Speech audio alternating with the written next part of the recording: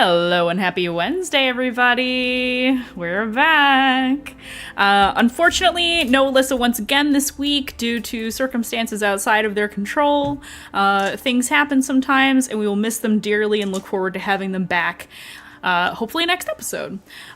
So with that being said, let's do some introductions, and then we can get right into it. So, we are going to start with the top right of everybody's screen with Mari. Hey everyone, my name is Mariana. I also go by Lagrimosa with a 0 on Twitter and other places. I do art and other stuff. And tonight I'm going to be playing Nikita, the Wood Elf Barbarian, and we both go by she, her pronouns. Next up, it's Vic. Hello everyone. My name is Victor. I use they them pronouns, and I play Sinark, our Tabaxi rogue of the party, who is totally fine. He's okay, guys. I promise.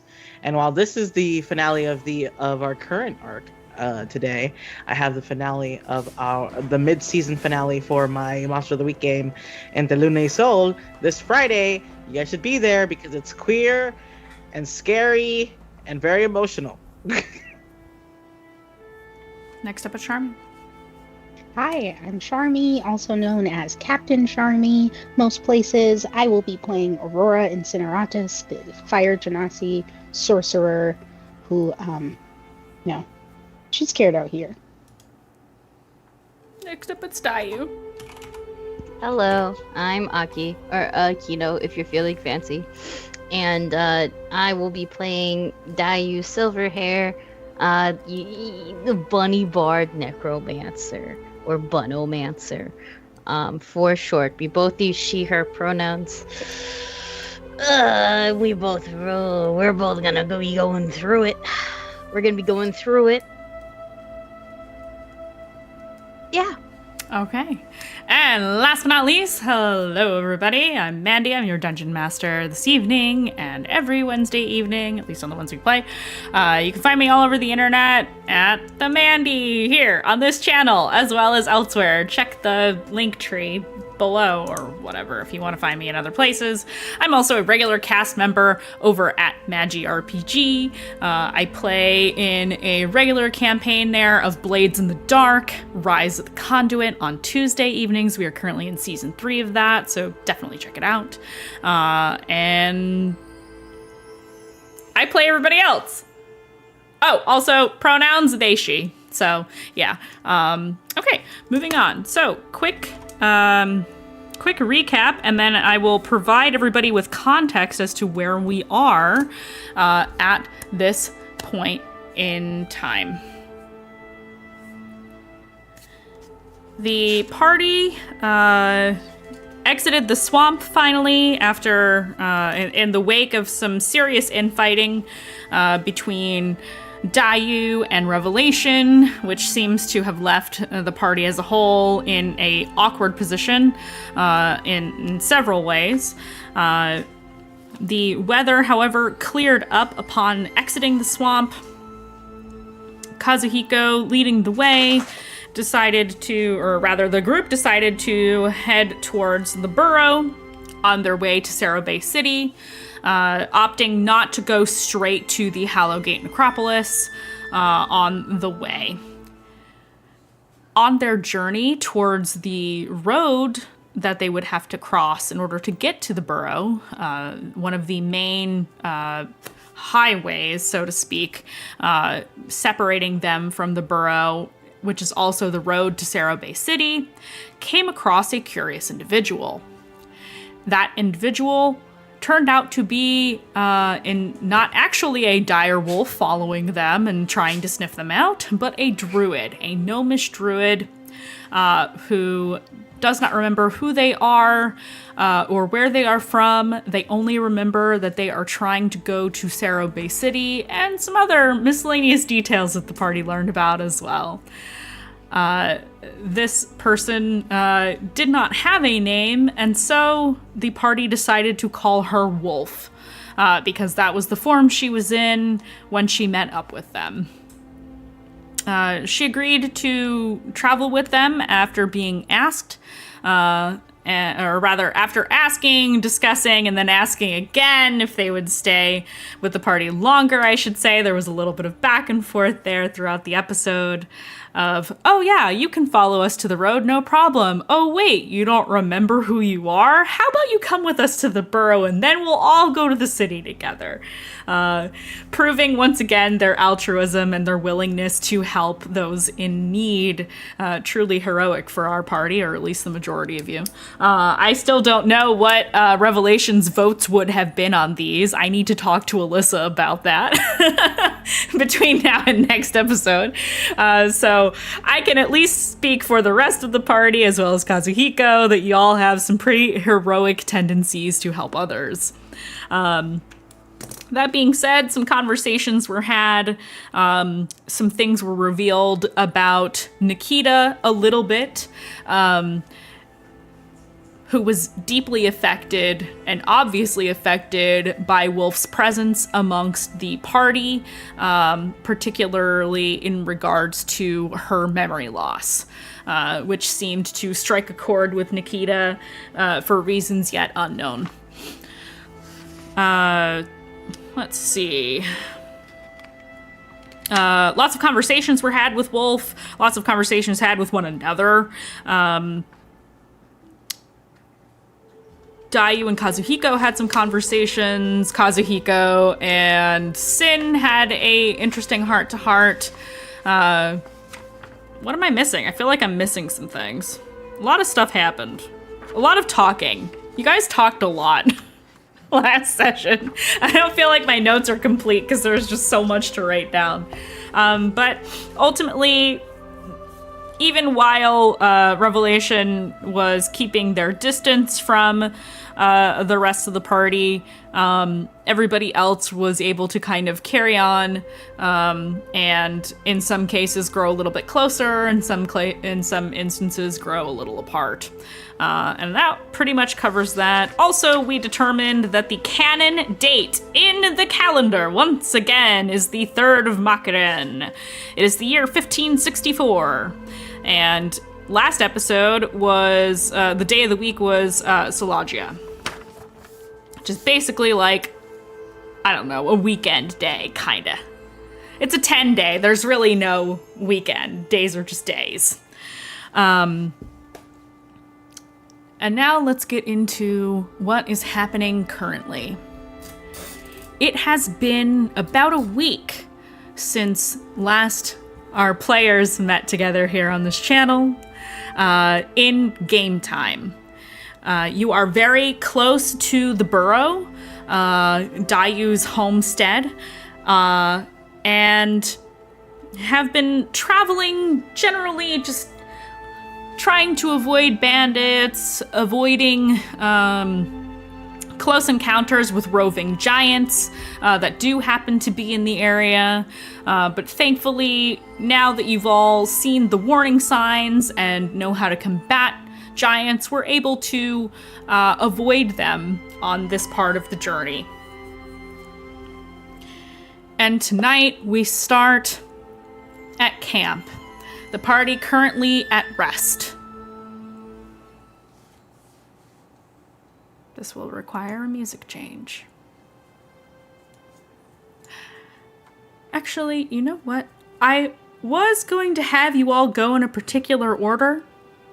Who wants to go first? Anybody volunteering, or shall I go in the order I have written? I can go. Excellent. Unless you wanted to go, Aurora. Oh, okay. Excellent. You were first on the list anyway. Cool.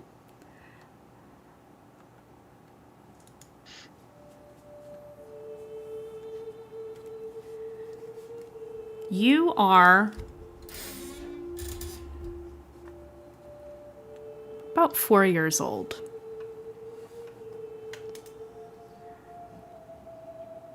You are clawing your way out of the collapsed earth that is surrounding your body, fighting for survival, not quite knowing what happened, where you are, or where your parents are. All you know is that you are trapped. And it takes you what feels like days to get out of this space.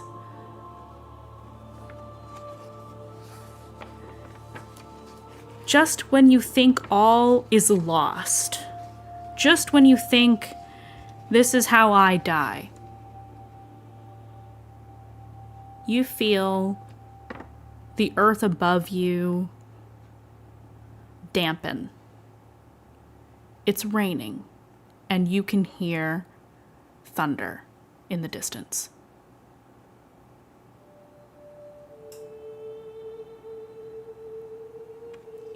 You look around as you finally claw your way to the surface, guided by what nature provides, as always. And you find yourself amidst the after effects of a massive landslide, unlike anything you have ever seen before, unlike anything you think your father has dealt with.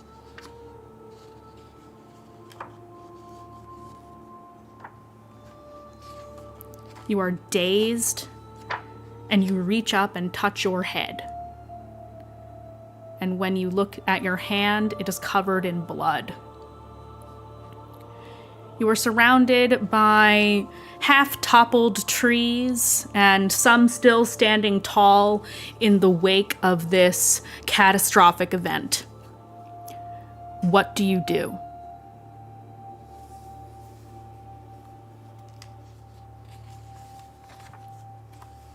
I think Nikita's gonna scream for her parents. Yep. And I think if she just hears the echoes of her own voice, she's gonna just start crying and hold her head.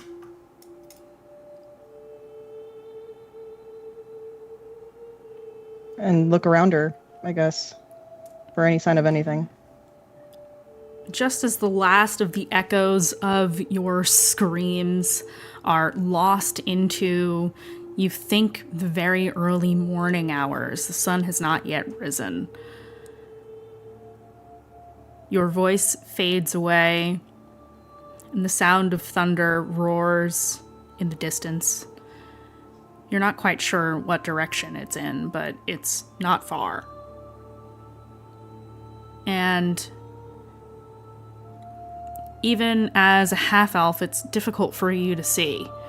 You're not sure if it's because of how bad your head hurts, or because of the storm, or something else. But it is not long until you hear the kind of snorting sounds of nearby animals. Claws crushing into the mud.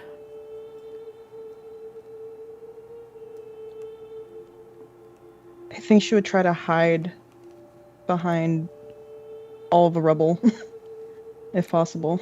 Roll me a d20.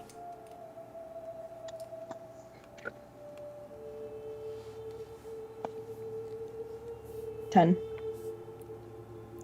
You scramble, your bare feet sticking in the mud, your nails broken and bloodied from clawing your way out of the earth as you try to climb your way up the incline that was created by this landslide, and try to hide between a couple of broken trees that are crisscrossed over half another tree that's broken in half. Just kind of find your way into the middle of this space and try to hide and hope that whatever is approaching you does not find you.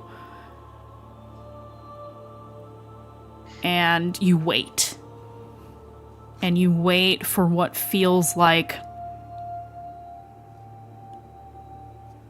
10 minutes, but you're not sure. Your sense of time is very thrown. I mean, arguably, children don't have a great sense of time as it is. They have yet to learn the cycles of days and having a schedule. So for you, it feels like a long time. But for them, barely a minute.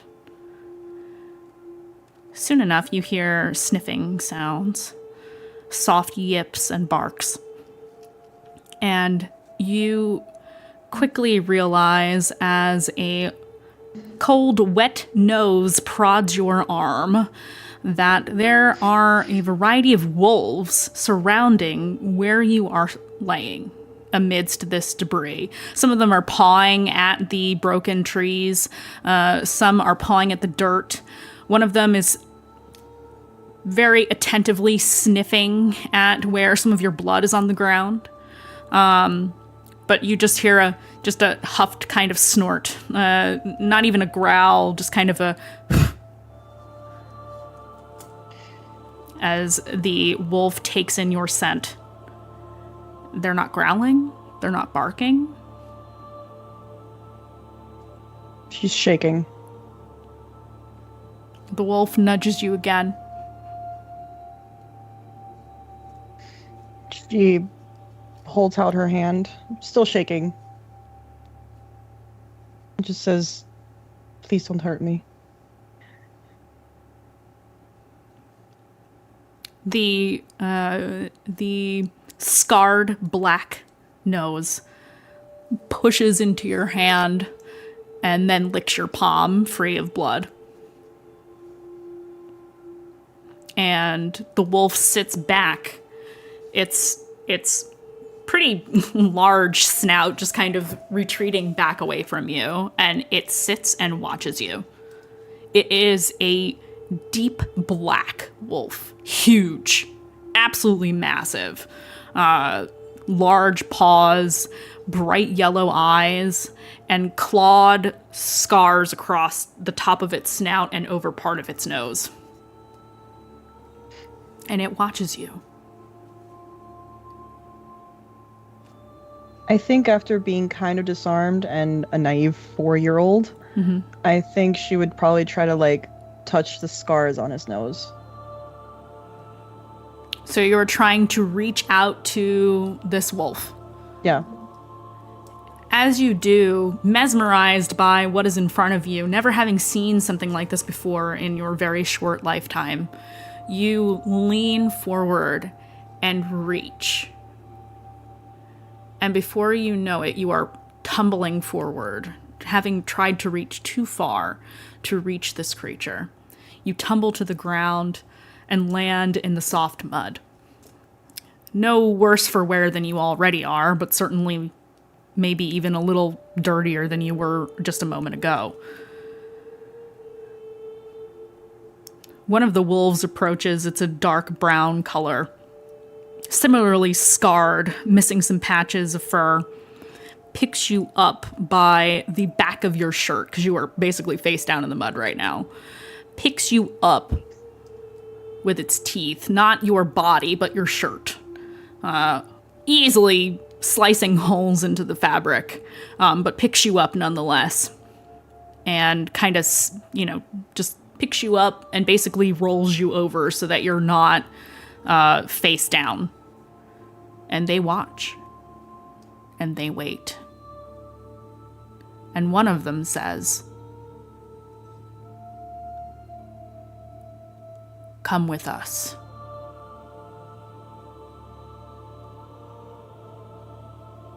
Small one.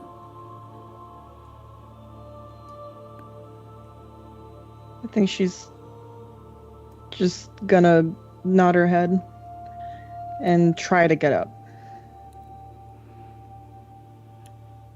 Another one, a skinnier one. You think maybe a female. Also a black wolf. Helps you up to your feet. And then kind of half lays down and flicks her tail to kind of tap her back as if to say, get on. I think she'll stumble over, holding onto her head, and try to get on. You grasp onto the coarse, long fur, and just as soon as you get a grip, the wolf rises, and they all take you away.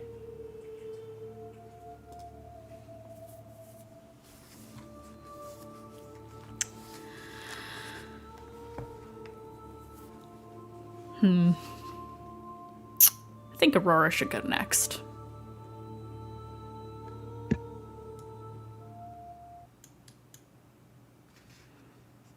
Aurora.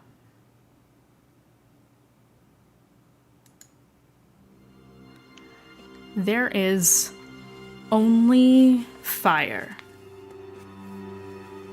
Red hot, glowing orange, filling the darkness around you. You are standing in the middle of a city that has been absolutely decimated.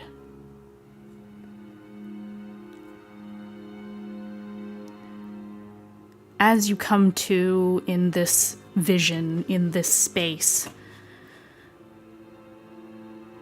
you try to orient yourself and think to yourself, where am I? What is this? And you realize you are standing in the middle of the ruins of Okurai.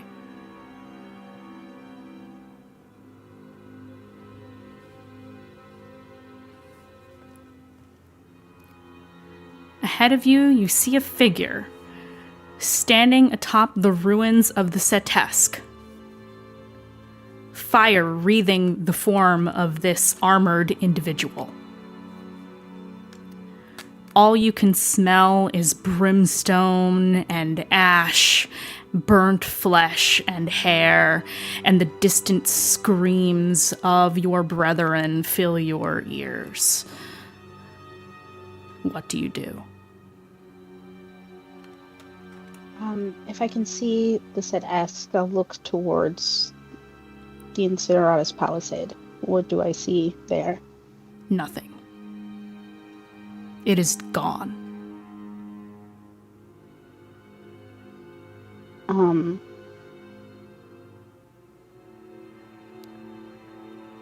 Aurora will run towards the spot and fall there near the entrance. You go to run towards the palisade, and you are blocked by a wall of fire.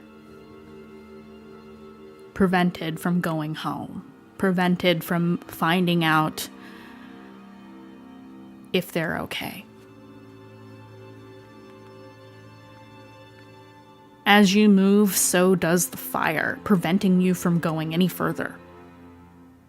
And before long, you hear metallic footsteps crunching into the rubble and the dirt behind you.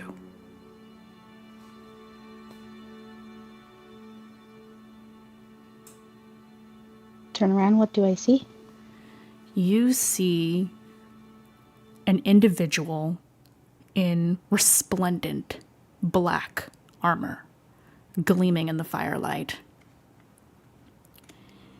They have a sword gripped in their left hand, and the sword is also aflame. And you begin to hear the familiar roars of those horrific monsters that destroyed Blackcade. This figure towers over you. Beyond them, in the distance, standing amidst the flames, is the winged stag creature that you saw in the sky before.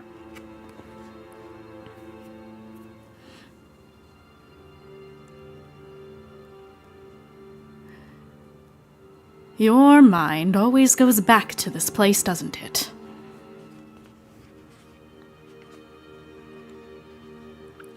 You can't stop thinking about Okurai.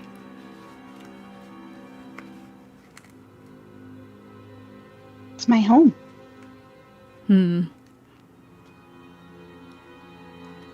If only you knew what your home stands for.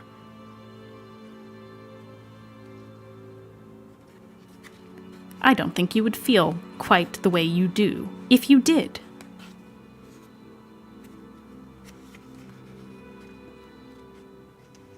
What does it stand for then? Destruction. Which is precisely why I plan to destroy all of it. The entire Vale. And then, perhaps, the rest of this filthy, disgusting world.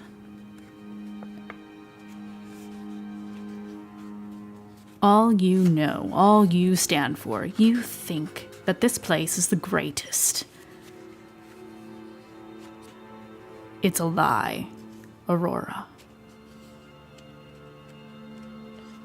It's a lie. And you're telling me the truth. Who are you?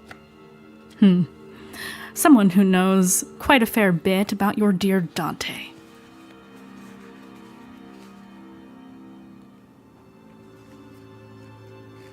Like where she is? Yes, in fact, I know precisely where she is.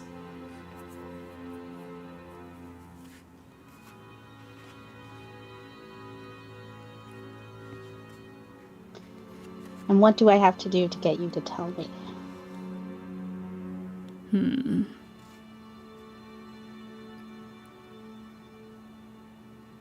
They tilt their head a little bit.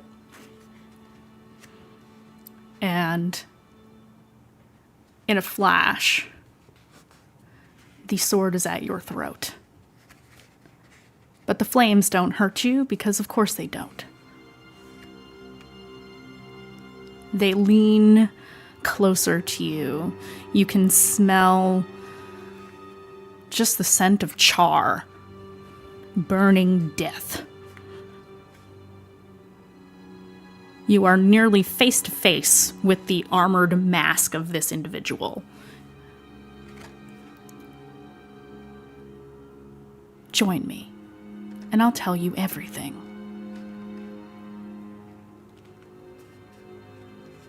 Join you in what? This, and they motion to the destruction around you. If you want to see Dante again, you'll join me.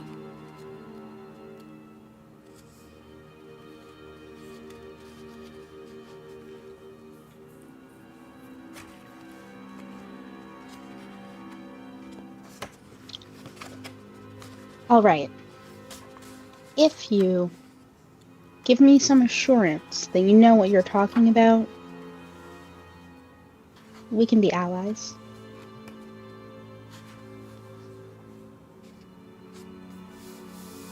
Roll me a persuasion check. As yourself. Okay.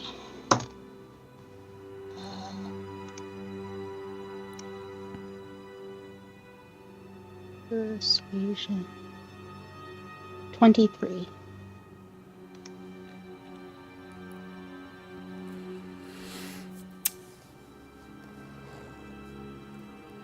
You are in no position to bargain.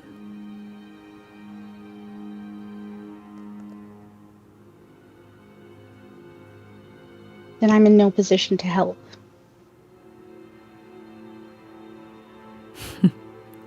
Remember that I gave you this chance. When you return to Okurai and it is gone.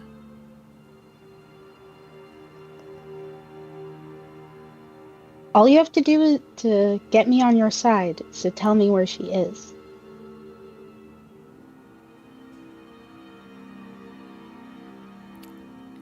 That's not how this works. You join, and you get a reward beyond all that I will give. You are in no position to bargain, little Ember.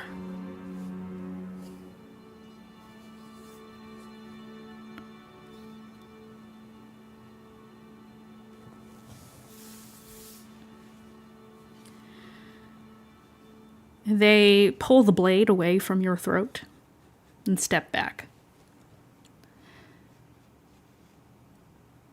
Do they look like they're gonna leave?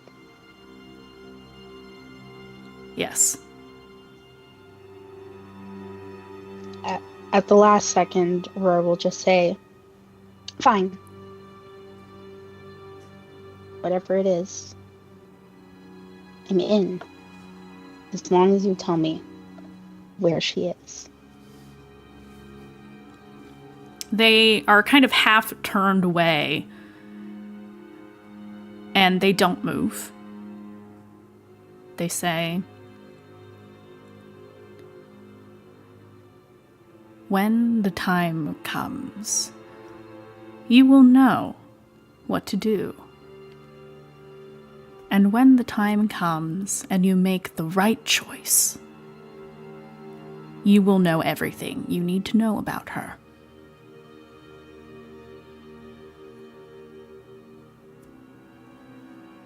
Okay. Your blood will demand it.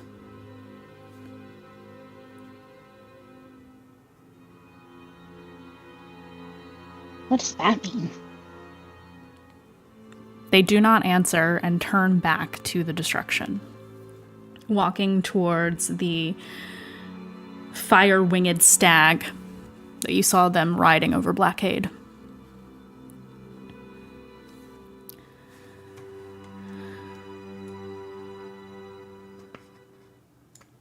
Next.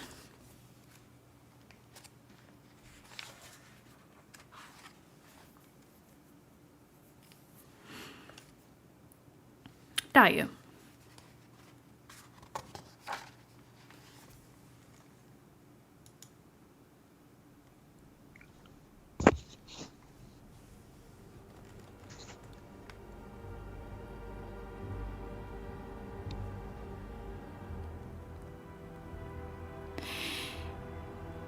You are standing in the fields outside of Blackade.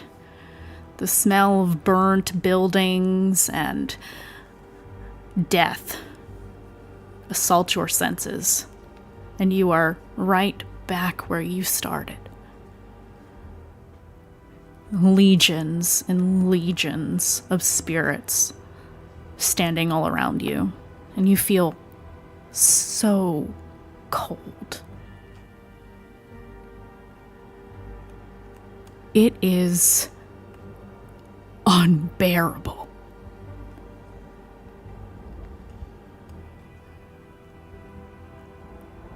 And just when you think you will collapse under the weight of all of this grief, this terror, this horrible feeling of being connected to that which no longer lives,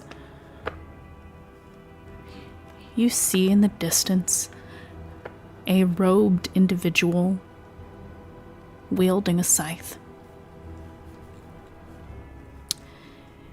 It is a familiar figure, but not the same Sentinel of Death you saw previously, but another one. You think you could move from here. You think you could walk. If only you willed it. What do you do? I shall will to walk. Okay. Yeah. If I think I can do it, I'll do it. You push forward through this space, not bothering to wind your way around the spirits that surround you in rings upon rings of countless individuals and creatures and monsters, standing waiting for something. You're not sure what.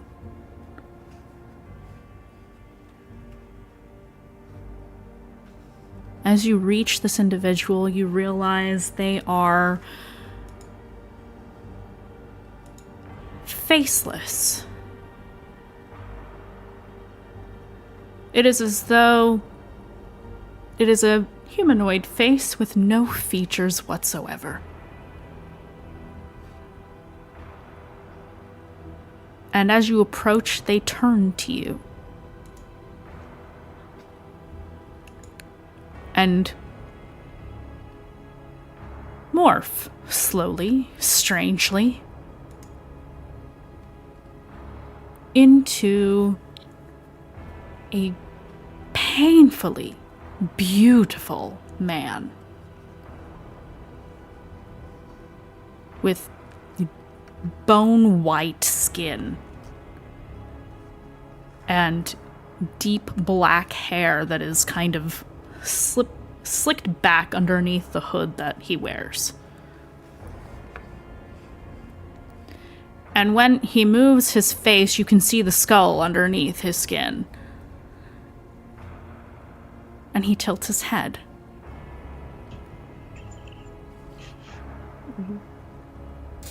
Every single spirit in this space abouts face to look towards this man, because all of them were facing you when you became aware of this place. They've now turned back.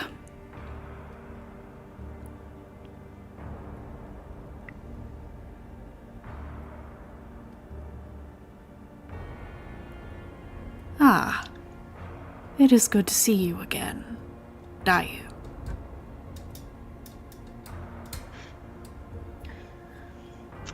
Have we met before?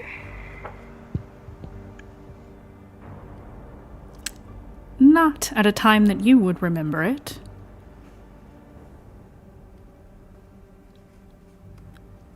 You had only just been born at the time.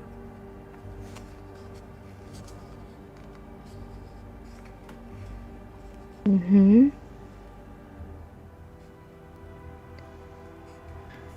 This is a weird way to meet.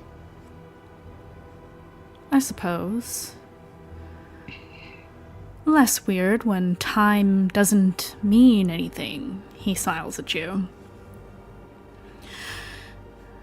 Forgive me. I don't often speak to anyone. You may call me Nizos.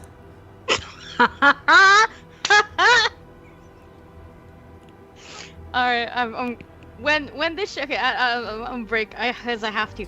When this shit is done, you're gonna be bombarded with things you don't need to know, but now you will, because my head was going places, and Vic in the fucking chat was. I'm not looking at chat on fucking Don't look at purpose. chat. Don't I'm look not at looking fucking at chat. Don't look at the chat. No, Don't look at I'm not looking at chat. I'm just, yeah. I had to break just for that. Alright, I'm back. Dayu, her eyes will go wide a little bit before, just nodding and go, well, shit, am I dead? No. If you were dead, I don't think I would bother.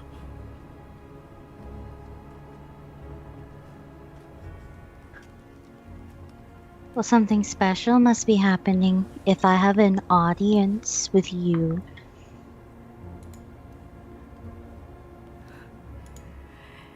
He smiles again, but it's a little strange. It's not really a happy smile. And he says,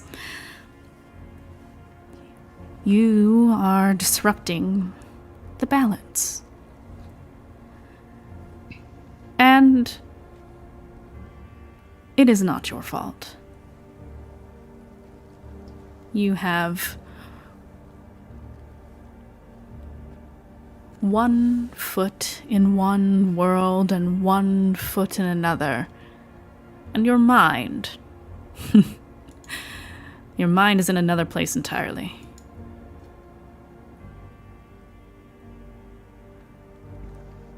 Thank you. Sombra Luz is not the place for you, Dayu. I never intended for you to step foot in this place. So you realize DM is speaking now.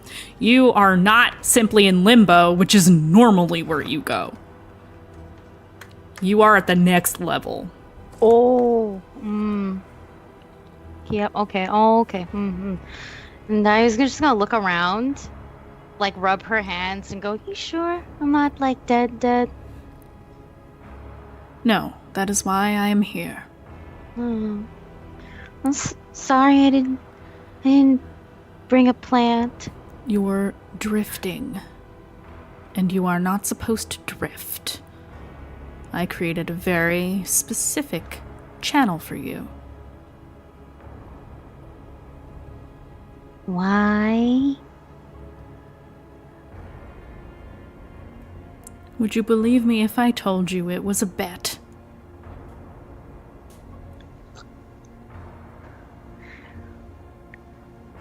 Depends with who? Cause, I mean, you know what? Actually, I can kind of see it. Yeah, I've met some gamblers in my life.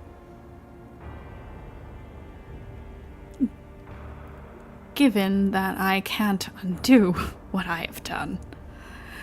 Because, frankly, it would destroy you. And it is not yet your time.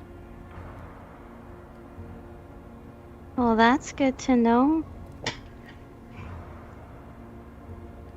I will ensure that you receive the proper training so that when you drift, you can go back.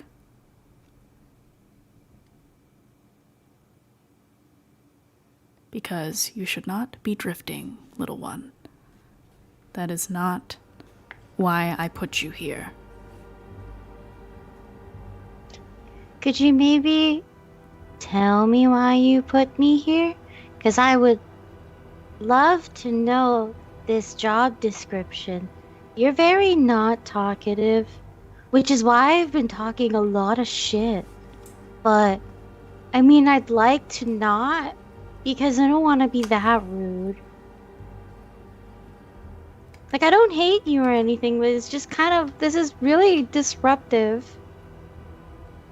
And he just confusing. kind of watches you impassively, his expression totally neutral. I'm like, I have little hand movements too. I believe it. I believe it. You are just casually speaking to the sovereign of death right now. He kind of tilts his head ever so slightly and says, that would be upsetting the balance. But don't I already upset the balance? The balance can be a little more upset with me. It's okay. I don't think you quite realize the scale at which you throw things out of proportion. No, I don't. Nobody is telling me anything. You will learn. Oh,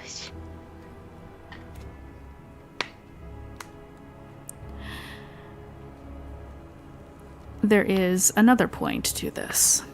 Otherwise, I wouldn't bother, and you know this. And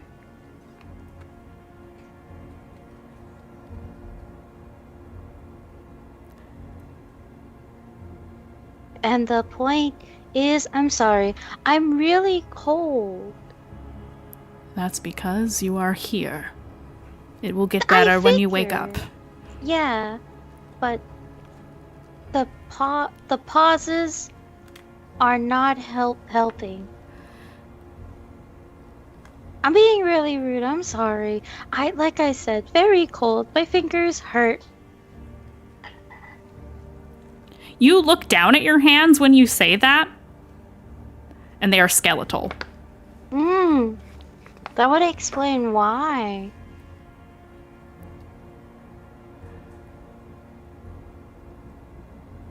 Do they make noises when I move them?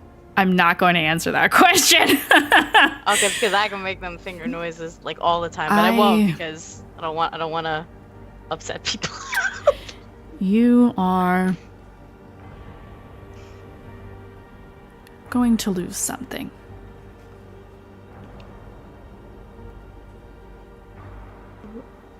Just know that it is part of the plan. What plan? What is something?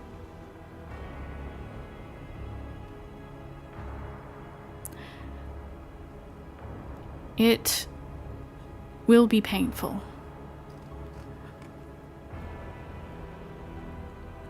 And that is all I can say.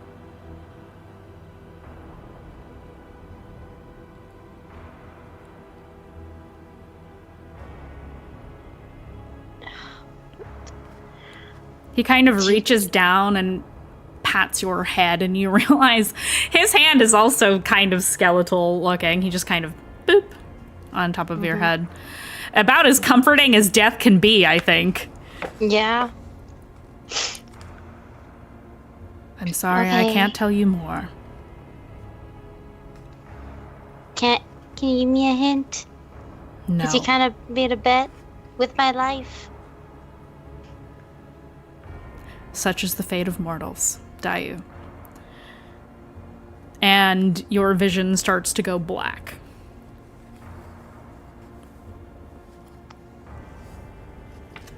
I should have made you do skill checks on that conversation to be so real.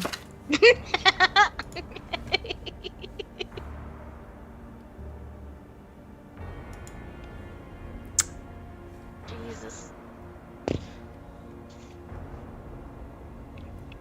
One more.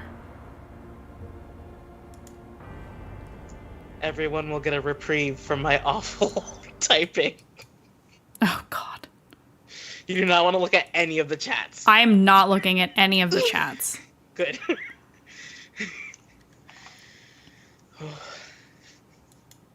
Is this the right one? I don't know if it is. Yes, it is the right one.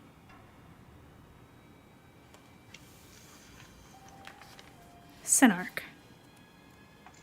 Yes.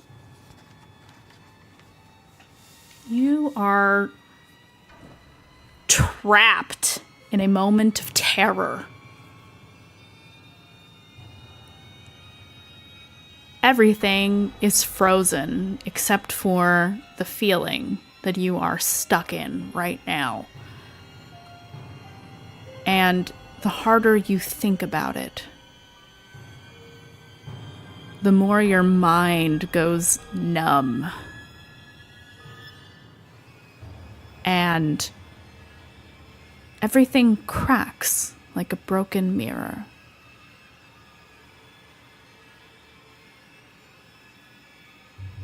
And instead of mid-leap into the air amidst fire and embers, you are now standing alone in endless pitch blackness.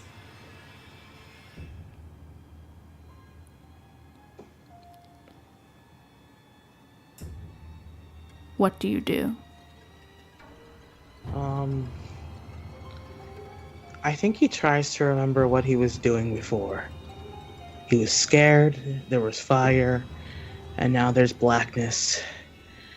And I think he reaches on his belt, and his hands hesitate over his dagger, and then instead grabs a pouch from his belt and opens it up. It clinks like there's coins inside, but instead there's he's checking to make sure that there are small keepsakes that he'd received from the children before he left Okurai. And he's checking if they're still there. You go to reach for your belt. There is no dagger. There is no bag. It is just you. And nothing else. Like, this isn't to, like, be mocking or make fun. Like, naked? No, you're wearing clothes. Okay. You just don't gotcha. have any of your gear on you. Okay. All right. I think he panics for a moment and sort of like again, hands sort of scrambling all over, and when he realizes that he has nothing to connect to, he sits down. As you pat yourself down, trying to find things, and realize that it is hopeless, you sit down. And just for a moment, something catches your eye. And instead of endless blackness, you see, as you catch this movement, you look up. And you see thousands of reflections of yourself.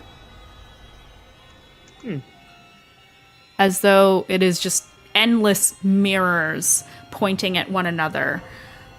And you start to realize that they are all...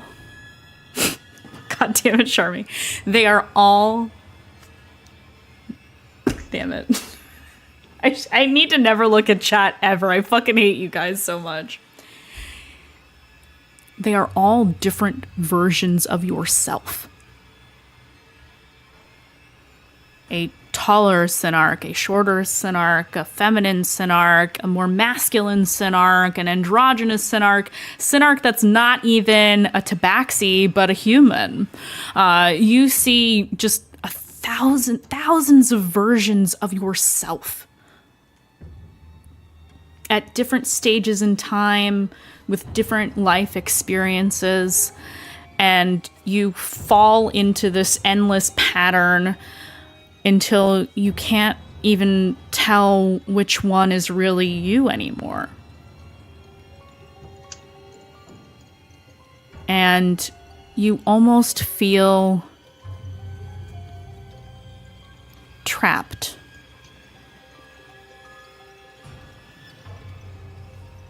As far as I know, I'm just another mirror image that another Sin is looking at. It's true. And after a moment, you aren't sure if you even need to question it anymore.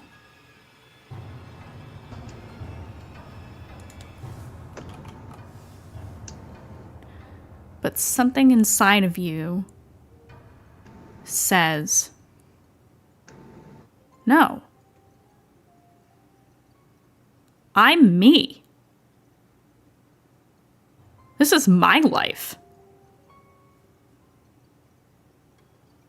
What do you do? I think I laugh at that thought. You know, I think there's a part of Sin that is very selfish. And I think that's the part that is talking right now, trying to sort of surge Sin into action. And he laughs. Because there's no one here but him. They would all understand. He laughs and he covers his face. And he's like, no one would value us unless they look at what we are doing for them. So what does it matter if it's me or any one of these Sins, as long as they get what they want?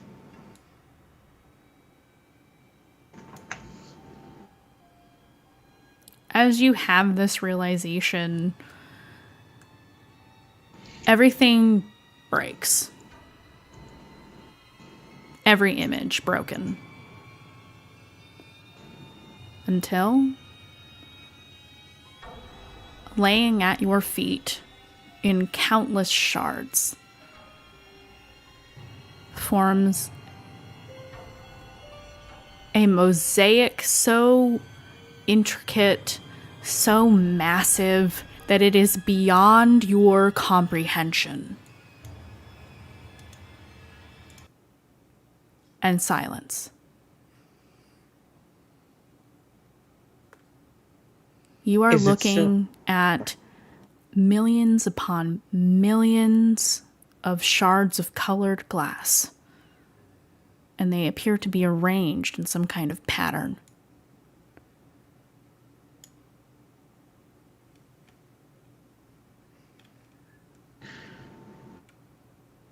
Do I recognize it? It is so large that you only catch bits and pieces of it. It is literally infinitely large. Mm-hmm. And you are seeing the smallest fraction of this. And you realize that prior to this moment, all you could hear was the hammering of your heart in your ears. And now you don't hear anything. It's almost as if you aren't alive. But you're here, and you feel it. But it's like everything stopped. Does it feel close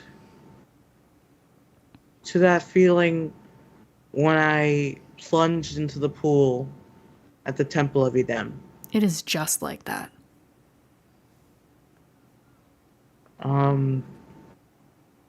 He remembers the fear that bubbled up in all that calmness and peace. And he looks at this mosaic, and I think he wants to scream. That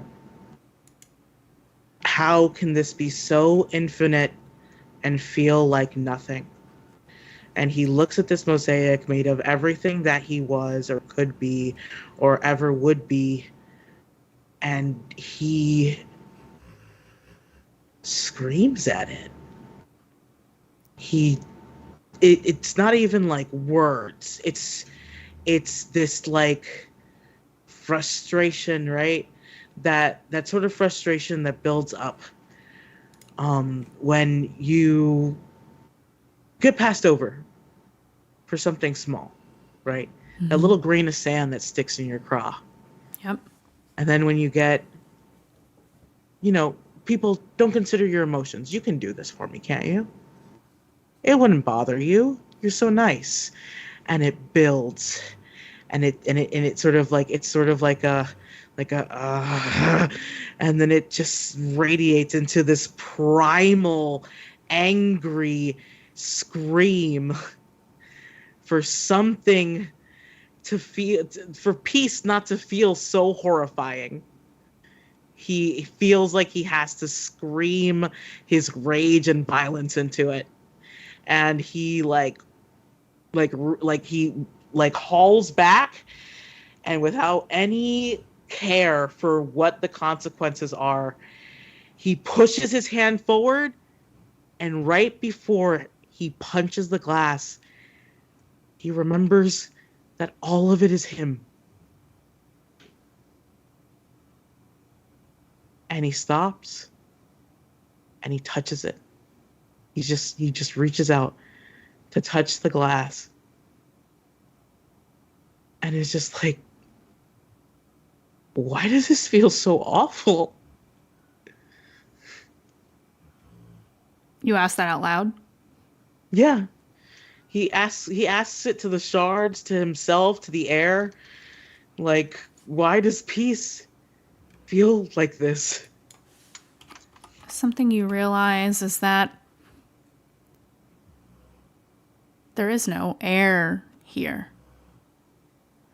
And when you were screaming, you screamed and screeched and yelled and growled until your throat felt like it was going to tear itself to shreds, just from the sheer strain of it.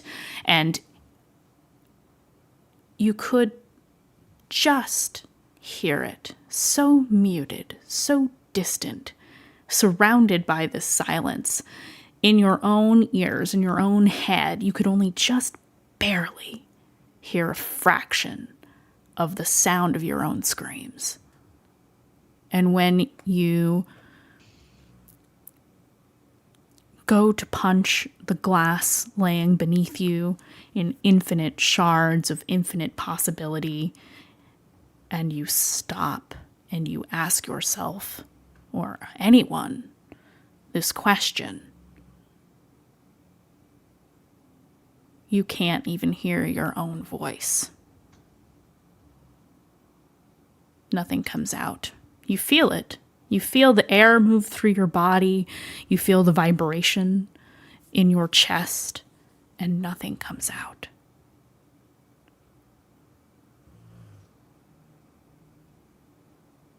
You feel utterly, irreparably alone.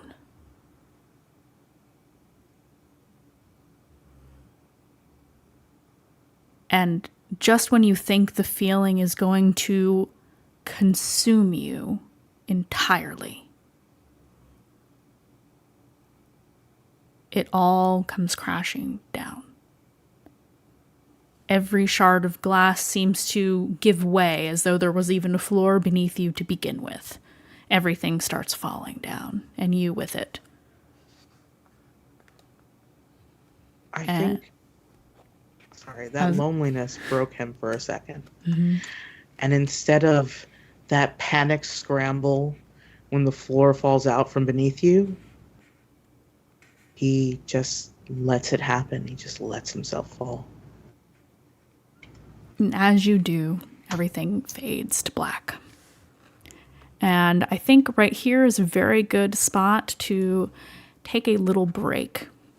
We're going to take about a 5-minute break, very quick break, and then we will be back with more Mistlost. See you in a minute. Bye. Hello, everybody. We are back from our admittedly longer break than we planned, but I think everybody needed to come down from their trauma real quick while the DM made themselves a little iced coffee. I'm feeling pretty good. How's everybody feeling? I'm also feeling good. I have iced coffee too. Yay, iced coffee. I got Womter. It's a nice coffee night. Ow! Sorry. Are you okay? Yep. The cat got ya. Who's cat? Sorry. Look, at least I'm fucking memeable at this point. You're very memeable, and I love it. Hey. You're the resident meme lord. With that being said, sorry, I feel like everybody needed that laugh anyway. You all slowly awaken in the morning amidst your camp, and you have completed a long rest, and you know that today is the day you will reach the burrow. Dayu, when you actually, I'll ask. Are you sleeping, or have you been staying in a tent with Kazuhiko this whole time? Yeah. Okay. You wake up before he does, which is not normal. And he is sleeping and looks very troubled in his sleep. As though he is also experiencing some kind of nightmare. Mm-hmm, mm-hmm.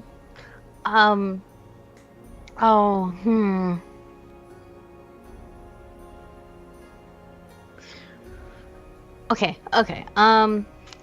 Yeah, no, I don't like seeing him troubled. So, can I like calm emotions?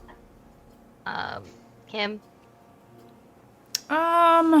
Yeah, you can do that if you feel you can do that. Yeah. Technically, you need to make a charisma save, but I don't know if he can make a charisma save while asleep. He cannot, so he automatically fails that. Mm-hmm. And You I see.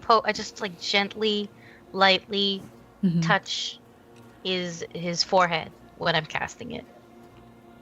It's probably cold as fuck, my fingers. Your hands are actually quite cold. In fact, you feel quite cold, which is not normal because it's kind of hot in Southmore. You reach down and touch his forehead, and you watch as the spell forms kind of over like his skin almost, because you are affecting an individual. And you see this pattern of light kind of form from you casting the spell, and it shatters. The spell does not take hold.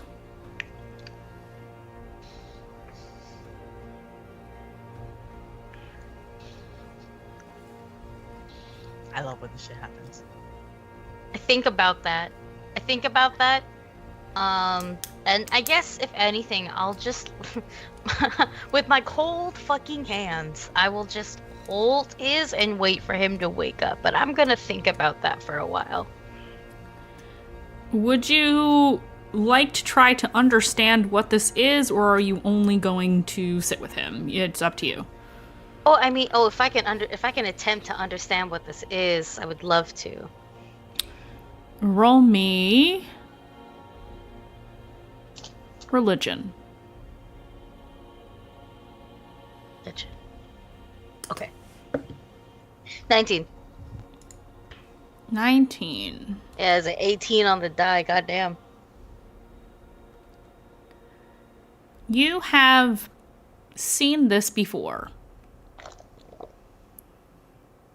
And it happens when the essence of a mortal is temporarily absent from the body. Such as when you are pulled into a liminal space to speak to someone, like a god. Or another entity.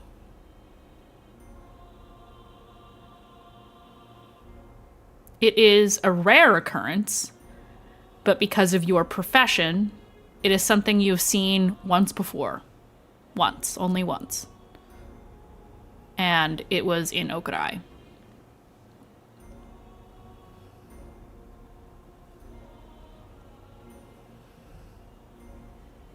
Mm-hmm. Does it look, besides that, does it like, I don't know. Is there anything that would indicate, like, let's say if it were a god or an entity, does it like leave something behind?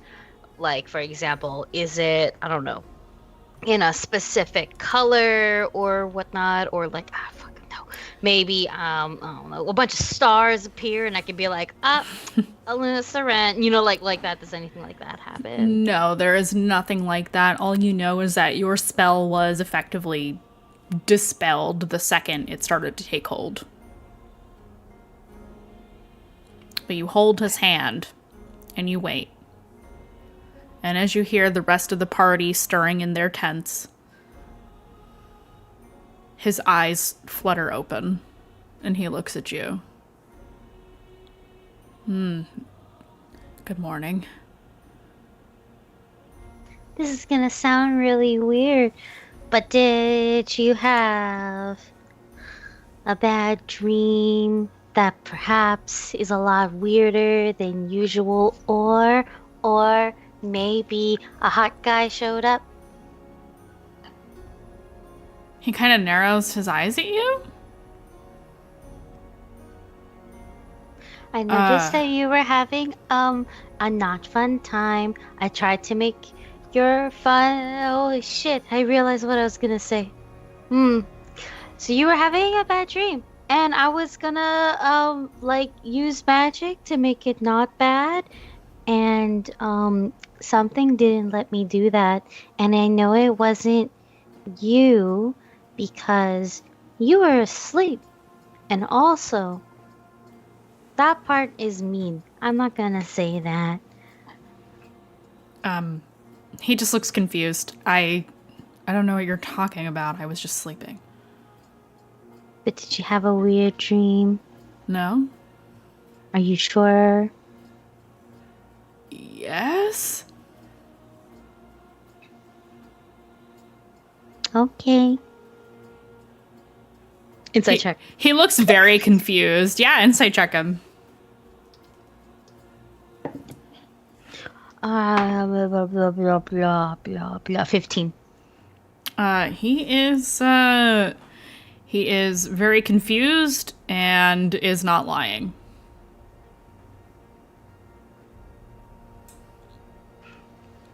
Maybe that's a good thing then. Dayu, you remember everything from your dream? The rest of you, except for Nikita, so Aurora and Sinark, you don't remember anything. Oh my god. Not even like emotionally.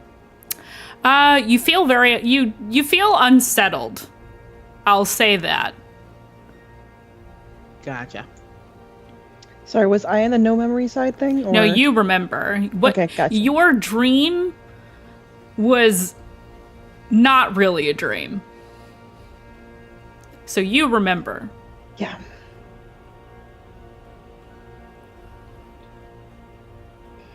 I can't get over the kitten. I just can't. He's so cute. He's just like being really he's just cute like right now. he's just like, "Hi, when are you going to give me chicken? Gimme." Hi. Literally. Literally. Cutest little guy. Steals the show every episode now, and I love it. I have to hold his paws so he doesn't play with the thing. But yeah, no, you remember.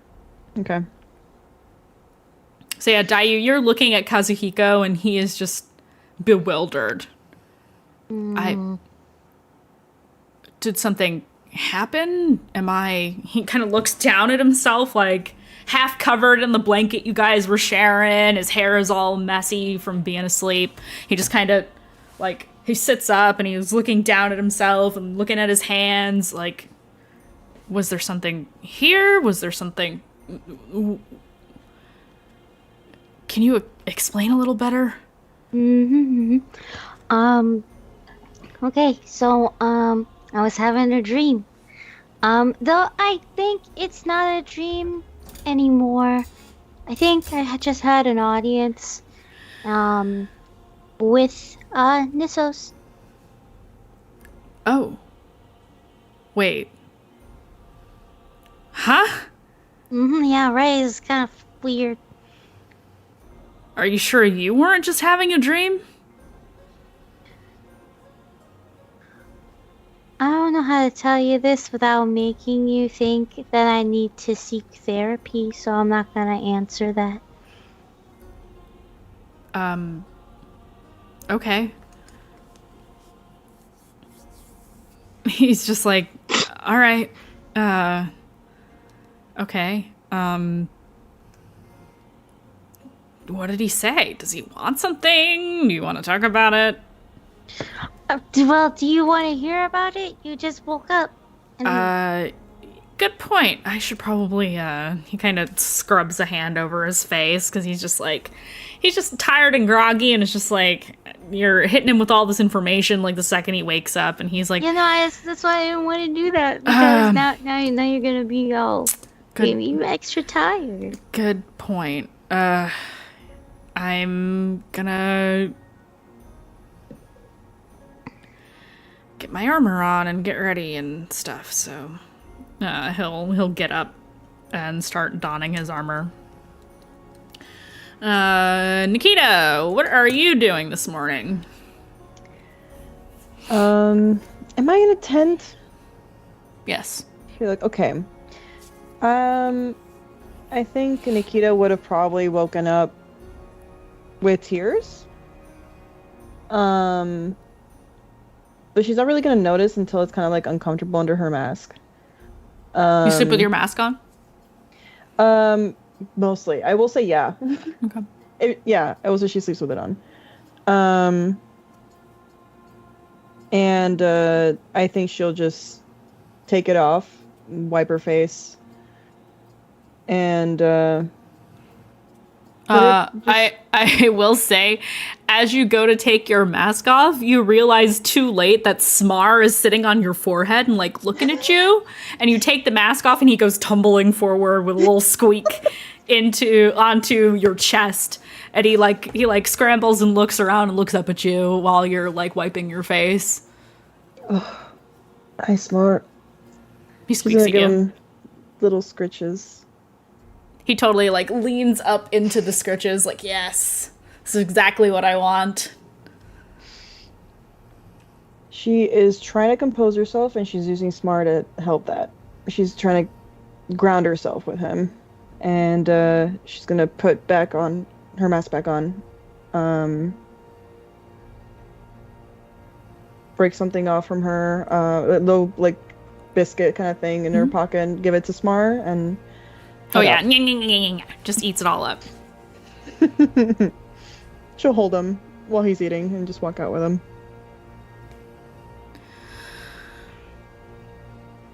Aurora, when you wake up, you are unusually sweating. You are like, your blankets are kind of soaked a little bit. You feel sticky. And you're just like, ew, what the fuck? This is disgusting. And you feel like, you know that feeling you get when you know something's wrong in your stomach? You feel like that.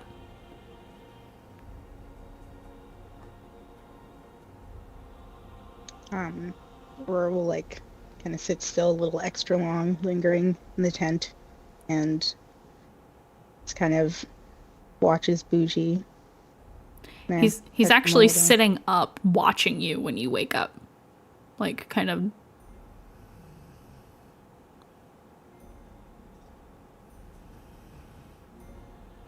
You get a flash in your mind of your own face contorted in anger while your eyes are closed. Like you looked angry while you were sleeping. Oh, that's probably why I'm so sweaty. I was mad over something.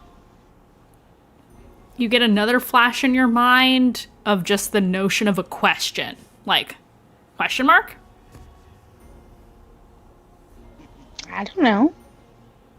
Tilts his head, blinks. I just didn't sleep great, I guess. Instead of signaling you for food like he usually does, he just kind of nudges your arm. There is some brief cuddle time before she gets to prestidigitating and getting ready for the day. Mm-hmm. Synarch. You feel awful. Emotionally. And you have no idea why. Yeah, I think he was sleeping and maybe tossing and turning, and then like you kind of like, cause he doesn't usually sleep in. The sun bothers him too much. He always wakes up as soon as like dawn starts cracking, because he's still not used to it, even a couple months in. And you just like, I think he wakes up and it's like mid sob, and like he's like, you know, if you ever have one of those falling dreams, or like when you're about to like you're sleeping and like you feel the droop, you feel the fall and your whole body reacts. I think it's that. Like I think like he like crashes like one hand against the tent like pole, and then it falls, and then he just like yells, and then like everything just sort of stops moving. He's trying to figure out like why he's so panicked and feels so bad. Yeah. And then just sort of crawls out of his tent that is now like fallen. Yeah, pretty much, yeah. Just from the thrashing around you did in your sleep, which you realize now, evidence of that. Your stuff is kind of scattered about. Your blankets are tangled all around your legs and one of your arms, and now with the tent kind of half fallen down on you from this final movement, you're just like, what? It's very weird for you. Oh yeah. And yeah, I think he sort of sits next to the tent after he crawls out, and just sort of in this like practically naked state, because he doesn't sleep on with his armor on anymore. He just sort of like curls his arms around his knees and tries to like self-comfort for a moment. As you do, as you try to calm yourself down, center yourself in the wake of these very strange and disorienting feelings, you see Kazuhiko kind of stalk his way out of the tent he shares with Dayu and starts running perimeter around the camp, and he looks restless.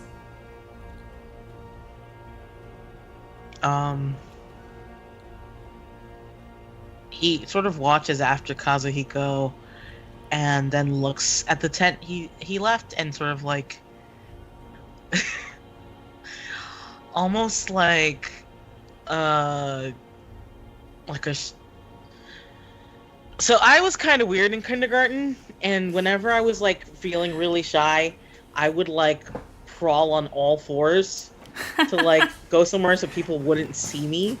And I think that's the notion that you get right now is Sin out of this like knee hugging sort of like drops to his hands and his feet and sort of like crawls over to the tent and like sort of knocks on the tent flap. Dayu? Hi. Sleep okay? You know what? It's been a much better sleep than I've had in the past 2 years.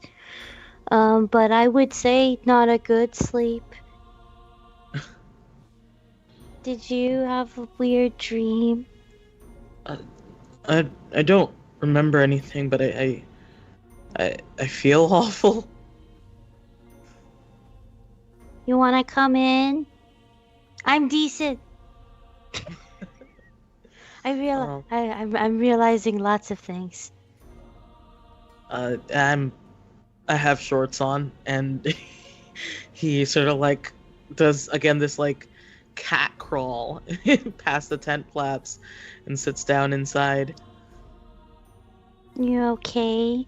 I'm gonna like put my cold fucking ass hand like on their head as if to see if they're like, I don't know, like a fever or something, because I feel like it's a lot more, it's very different to tell if honestly I like a cat has a cat fever. Person. Yeah, you're a cat person, but I don't think you're gonna like flush the same way, you know? Uh-huh. You're like covered in all fur. Yeah, I think he's still probably like warmer than he probably should be, but not out of like not like a fever, but like again, so that's sort of like flush of distress, like when your body like heats up when you're panicked before it cools down really bad. You ever had a panic attack?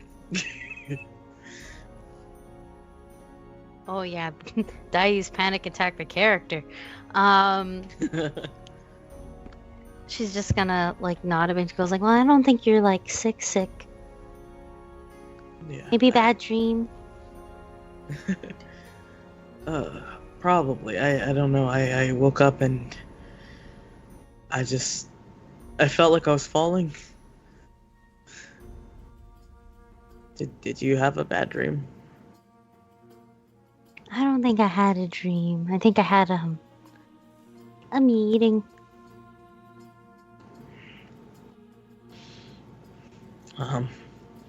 Hope it wasn't with Firos. No. But maybe I saw his house in the distance and he sucks at decorating.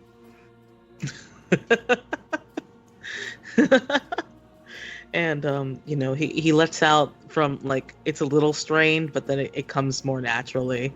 The I like laugh rub and- your back to comfort you a little bit. And I think he melts a little bit into that, and he sort of Oh, like, do you want a hug? yes, please. Hug. I give you a hug. Pat your And- back. And Sin squeezes, and he's just like,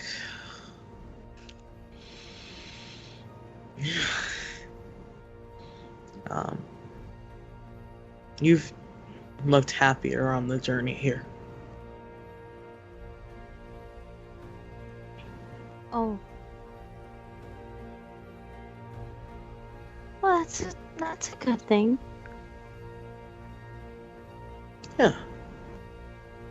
And I think he pulls back a little bit and just sort of like boops your snoot with a Oh, finger. And he's just like, yeah, it's good to see you happy. It's kind of nice to be happy. Even for a little bit. Yeah. It's harder than Yeah. people think. You look stressed.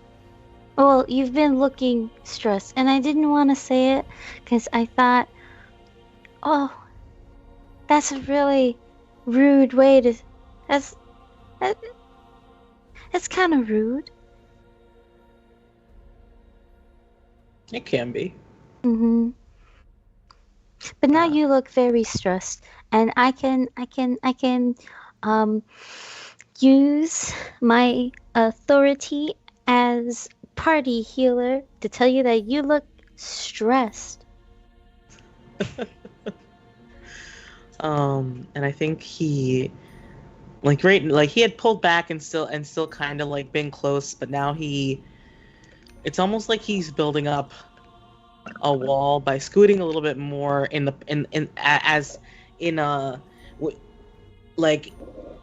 pretense of being able to look at you more directly.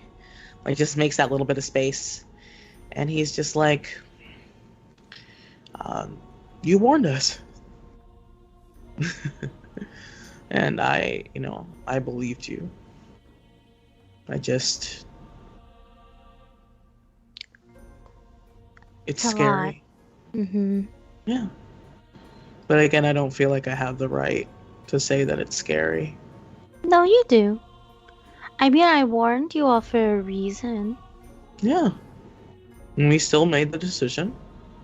And I think that I am very happy that you got to meet Kazuhiko again. He's a really good guy. And I'm just, I don't know. You say that I have the right, but you're all much more worldly than I am. I don't know. I just feel like I'm just gonna continue to let you guys down. You haven't really let me down yet. I mean, I can let you know if you did, if that's important for your growth. Really? Because you looked... And he has this level of guilt that finally shows itself. And he's just... You looked so hurt. And... I don't know. Since you came to Okurai and I got to know you, the little bit of amount that you let anyone know you, I just thought, wow, what a cool person. And what, like, you seemed so lost. And I didn't want you to feel more lost in this place that I thought could be a home to you. And I didn't want to hurt you, Dayu. Oh. It's okay.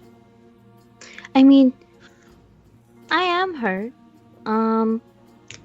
especially as of recently. Um, but that doesn't mean that I dislike you any less. I mean, I see that you're trying. Everybody's trying. And I appreciate the try. So, there is that. I feel, a lot of things. Yeah, and I'm not Yeah. asking you to comfort me, Dayu. I'm sorry if it came off that way. That is not your job. It's kind of the whole point of the party. I mean, we never established rules, or anything like that. But I feel like after literally bathing together, and I think I kissed at least half of the people here, we have some form of rule where we kind of make the time to make sure everybody's okay. Yeah, you ever get the sense that it's a lot easier to do that for other people than yourself? Absolutely.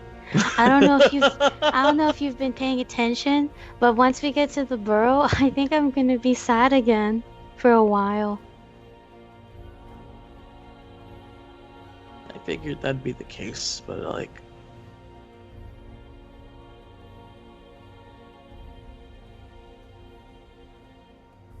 I don't know, you'll be sad with people around you to take care of you. That's kind of nice, though. Hope so. I hope so too. Let's see what happens. Yeah. I'm trying not to put too much. Expectations? Yeah. Alright, well, if things get too much and you need another hand to hold, I know there's someone in that first spot, but any of us will happily take your hand too. The same goes for you. Except I'm offering me first. I mean, like, there's a line. I can wait, but I can. If you feel like shit, you should talk about it. Gotcha. I feel like shit. I'm sorry you feel like shit. At least you don't look like shit. And I just fix the tough part of your hair, and just go. Plus, there's so many other things too. God, why is my mediating just? Wow. Why is my mediating so bad? I swear I'm much better at this. I think it's just been wild. Yeah, I know that you're the party healer, and I know I should ask for help, but I also want to let you know that despite me being small and scrappy, I can help too. I know. Okay, I worry that because I tend to be scared that folks won't want to.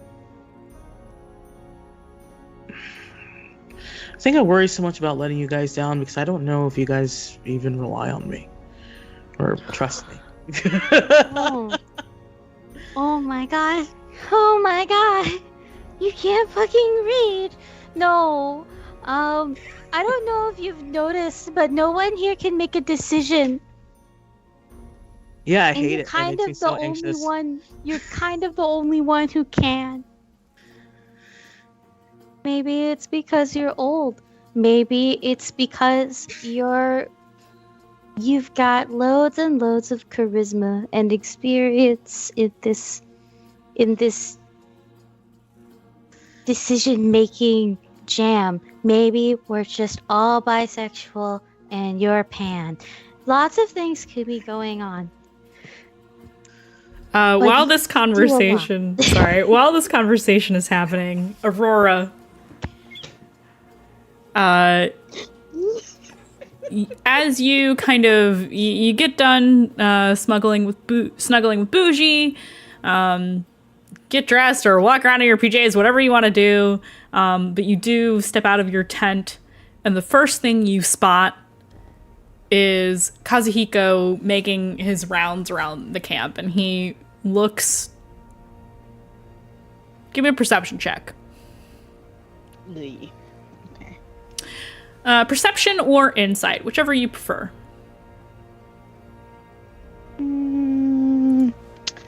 They're the same. I'll well. go insight. Okay. I got a natural 20. Holy shit. Sorry. Natural 20, and you get your own... can I get some nat 20s in chat, y'all?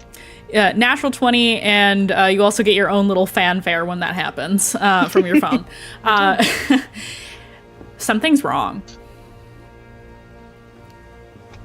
He looks like he's not okay, and that's not normal. He doesn't normally show that kind of thing, but you see it. And right now he is alone.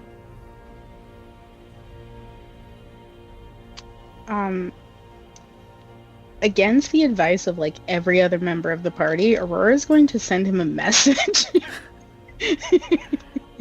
Okay. And just speak directly into his head. Do you want everyone to see that you're grumpy? Or do you want to talk about it? You can see, like, as soon as he hears your message, he immediately stops moving. And just kind of, you see, like, the ears kind of perk. Like, he's like, where the fuck did that come from? And then you see him relax a little bit as he realizes you're casting a spell. And he will reply to you. This all kind of happens within, like, a matter of seconds.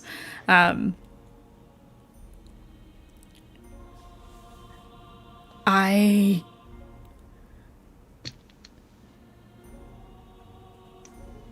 don't know how to talk about this. With me or at all? Because it doesn't have to be with me. At all.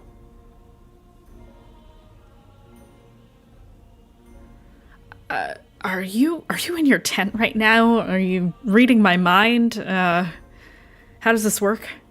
Just turn your head towards it. She'll like wave from where she's just like he'll like stepping glance out. he glances over to where you're standing, and he kind of gives you a little wave back. She'll like begrudgingly walk over and be like, do you want to take a walk and try, or do you want to go Nikita style and just keep it on your face, or lower half of your face? I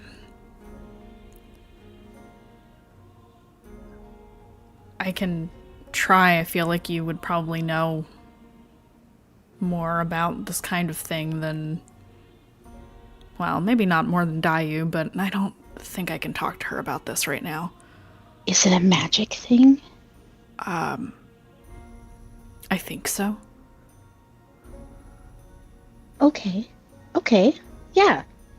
Totally. Let's... And she'll kind of like walk to like the opposite side, kind of maybe partially obscured by some foliage. Yeah, you guys kind of walk amongst like the small copse of trees that are outside of your camp nearby, and you chose this location because, you know, the trees kind of block you from where the main pathway is through this area of Southmore. And he walks with you, and then when he feels that you guys are sufficiently behind cover, he will slow to a stop and say, I have never done this before. Did you cast a spell? I mean, I have cast some spells before. Rangers do have small magical abilities, usually to help me with my shots. But nothing like this. What did it feel like? He opens his hand and looks down at his palm for just a second, and a flicker of black flame forms in his hand. And it gives off like this deep purple light, almost the absence of light. And he looks up at you. Huh. You couldn't do that yesterday? No.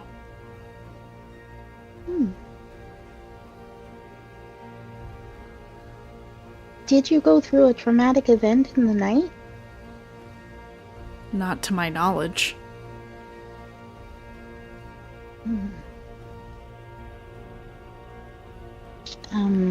And he's looking at you and making eye contact with you as he's speaking.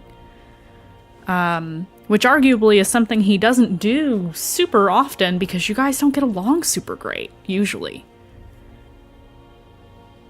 And then he looks over your shoulder as though he is looking at something. Distracted.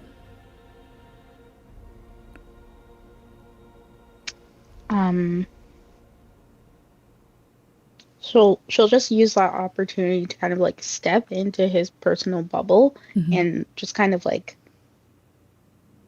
lean close and whisper, "Hey, are you sure you don't want to talk to Dayu about this?" I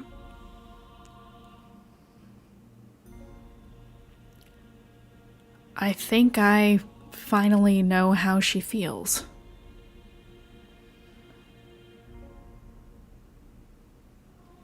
It is very strange to have an audience. An audience. There are spirits What? everywhere here.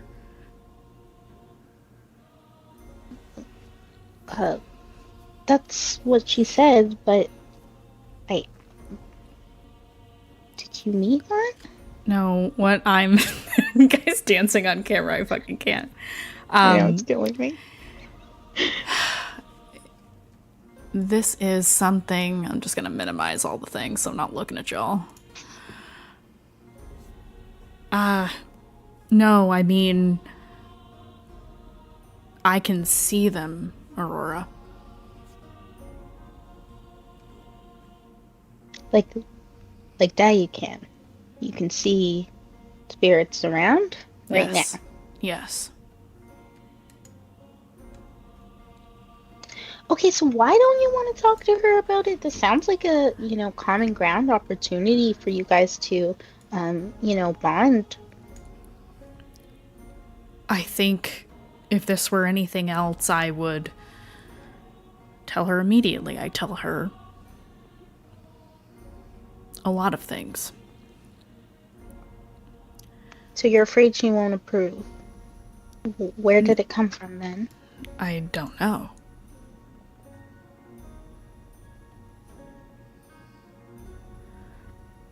You don't feel like it's always been like buried deep inside you and somehow just kind of like burst out in a moment of extreme situations? To be honest, I have no idea. For all the time I've spent with Dayu, I've never seen anything like this.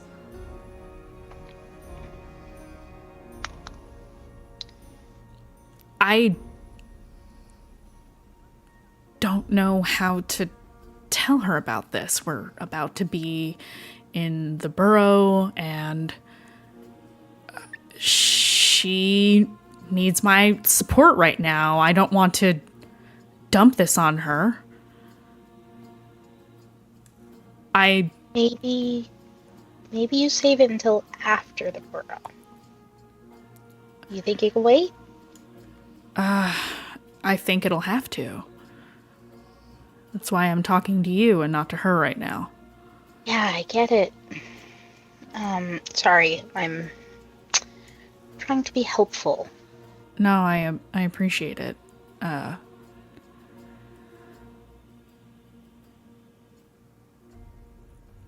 Well, what I think you should try is thinking about when you do that black fire thing, where do you feel that connection coming from?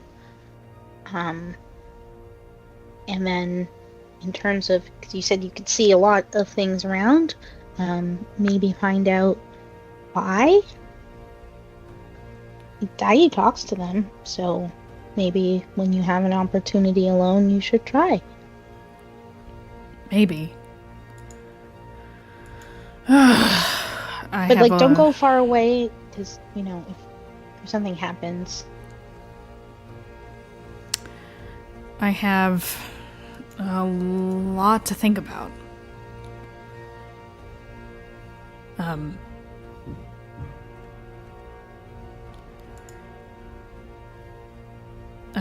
Sorry to trouble you with this. I know we haven't been the closest. Yeah, it's fine. I'm here. And I don't mind talking with you. It's just, I don't really like being out here in the first place. That's fair. You're far away from home.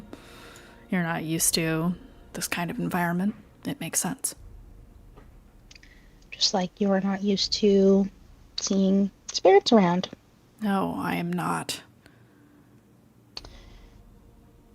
So, think on it, and if you want to talk, I'll definitely talk to you about it, but I do still kind of think you should talk to Dayu about it, but we'll save it until after the big reunion.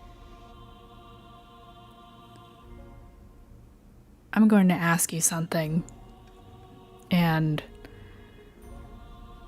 I'm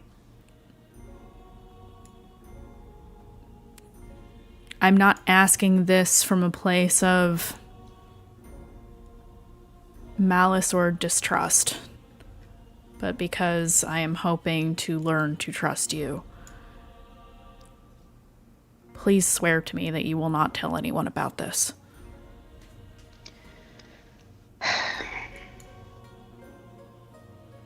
If that's really what you want. It is. I need time to process this.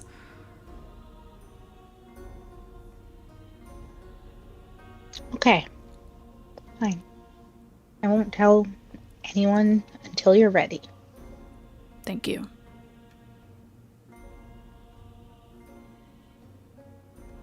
Meanwhile,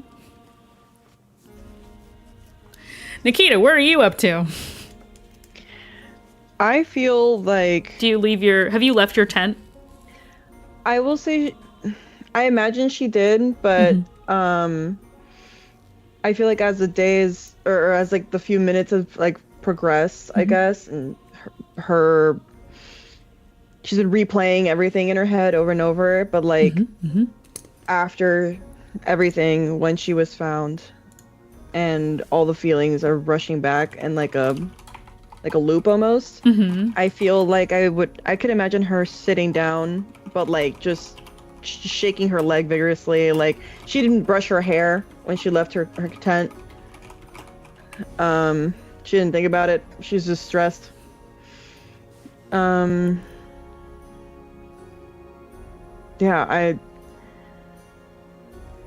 She's just sitting in silence with it, I think. I think a lot of the feelings from before are rushing. As you once you leave your tent and you are processing and, any other actions you choose to do, do you feel you would be looking around you right now? Or Yes. are you too not self-absorbed, absorbed in your own thoughts to look around? I think it's a mixture of the two. I think she's like stuck in the same thoughts, but she's also kind of gone a little bit, like remembering the survival mode she lived in a little bit. So I feel like she's like looking around a lot for sure. Okay. Roll me, because you are distracted, roll me perception at disadvantage, please. Okay. 12. That was a 2. So 2 plus.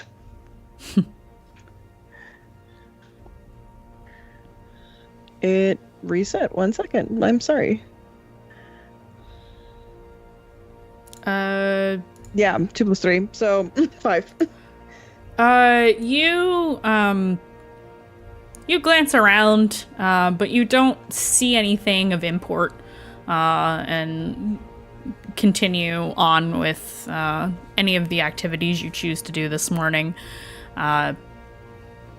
The only thing you do take note of is that Wolf is up, and she is kind of sitting by the fire.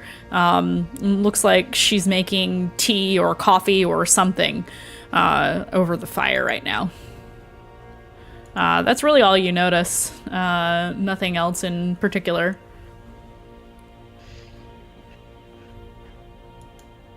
She'll kind of just watch Wolf for a little bit before she just kind of walks up and sits by her. She, Wyatt. I think somebody's walking. Tells you, fuck off. I think somebody's walking around funny. outside. That was funny. Yeah, that was some weird timing. Sorry about that. Yeah, it was Wyatt. He got woken up by something. You sit down by Wolf, and she kind of looks up at you and says, "Good morning. Did you sleep well?"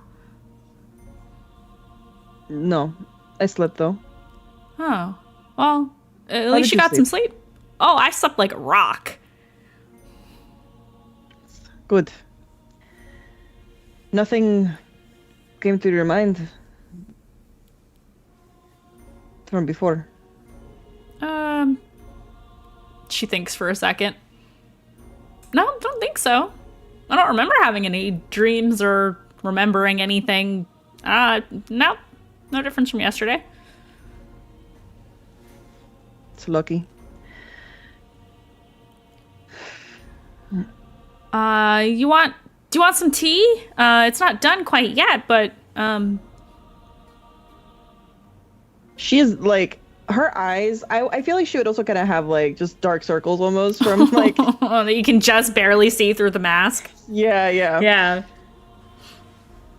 Oh, so yes to tea? You look tired, my friend. We're friends now, right? Yes. Sure. Cool. I'll have tea if you have some spare. Oh yeah, I'm making enough for everybody. It's the least I could do. You're letting me travel with you guys. I really appreciate it. Don't lose your optimism. I hope not to. Okay. I hope you'll find what you need in the Zero Bay. Also, Thanks. we'll get there soon. I'm not really in a particular hurry, so however long it takes that long. It's life. She's like, I feel like Nikita just straight up doesn't feel like anything's gonna come back to Wolf ever. Just based on her own experiences. So she's just kind of like, all right, kid, kind of thing. Keep going, keep on trucking. Like, she can't figure anything out to say to Wolf. She's just so like distraught from You just the kind dream. of, yeah. I'm gonna roll insight for Wolf right now. See if she can pick up on the vibes or if she's just completely fucking oblivious. Okay, that's not terrible. Let's see. What's Wolf's insight? That's a 17. I'm gonna say that's enough for her to be like, oh, you had a really bad night, huh? Sorry, here I am just yammering away at you. You're fine. It's distracting. In a good way. Not to be like, yes, that. Oh. Sorry. Hey, that's fine. And then you hear the kettle start whistling. Everybody hears that sound. Thank God. Hey, tea's ready. Tea's ready, everybody. Good morning. And it's at this point, Nikita, that you see Kazuhiko walking towards where the fire is with, I presume, Aurora in tow. Or walking beside him, whatever you choose. I feel like she's trailing him a little bit. Mm-hmm. That's a weird pairing. Kazuhiko walks up and looks to you, Nikita, and you can see he immediately sees that you also had a bad night. Do I clock anything on his face? Oh yeah, he's got dark circles under his eyes. He's looking a little haggard. Not normal for him. Did Dayo keep you up too long? Aurora openly laughs and catches herself too late. No, just didn't get to sleep as well as I'd hoped. How about yourself? You feeling okay? Same. No. Not. But you don't look so great at all, actually, besides sleep. Are you alright? I will be alright, just a little sleep deprived. Okay. Shit. There's so many things I want to say right now, but I'm being nice to you. He will incline his head a little bit as if to be like, thanks for not being an asshole to me right now. And immediately scans like the area of the camp looking for wherever Dayu is. Dayu and Sin, what are you guys doing? You hear the kettle whistling and Wolf saying, good morning to everybody and that the tea is ready, whatever that is, whatever kind of tea that might be. You don't know yet. Oh, tea would be nice. Sin also nods. Whatever they've been like offloading about, Sin looks a little bit better. And actually chooses to get up on two legs instead of crawling out of the tent. But he does offer his hand to Dayu some tea. Thank you. I think if she says thank you, like this mischievous look gets over his face, and he brings the hand up, and before he does anything, before he kisses, he looks. He's like, "May I?" Yeah, okay. And then he just kisses the back of her hand, and just sort of like sticks his head out. He's like, "Tea." Oh, tea. I just follow through and also come out. You exclaim tea, and then you head over to the fire.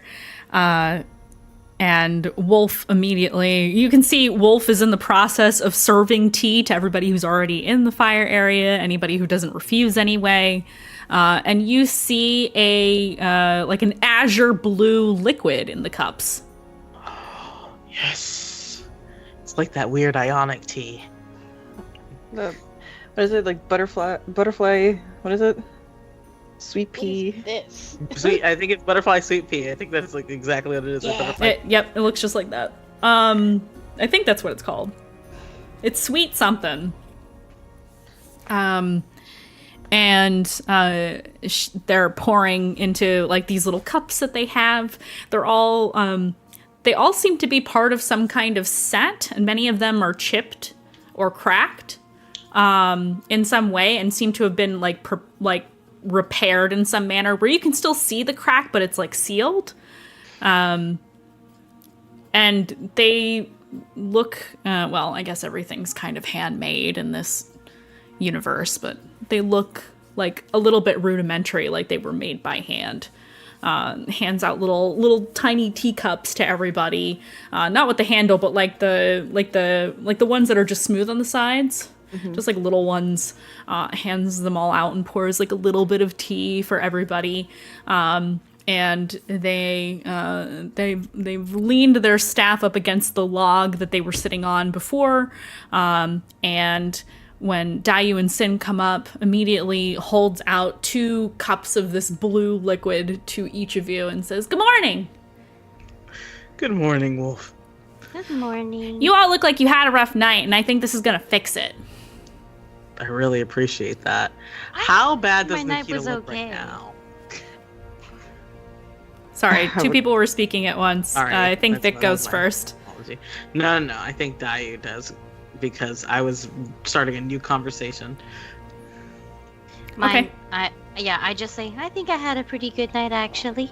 And I'll just take the cup and sippy. Really? How come you have dark circles under your eyes then? Oh. You look like you didn't get any put sleep. on my foundation.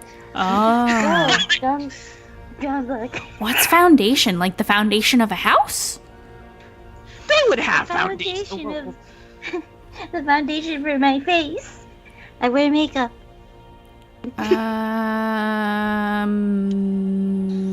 Okay. Cool. Well, Si- yeah. Sin left Dayu's tent, right? Like Dayu and Kazuhiko's tent.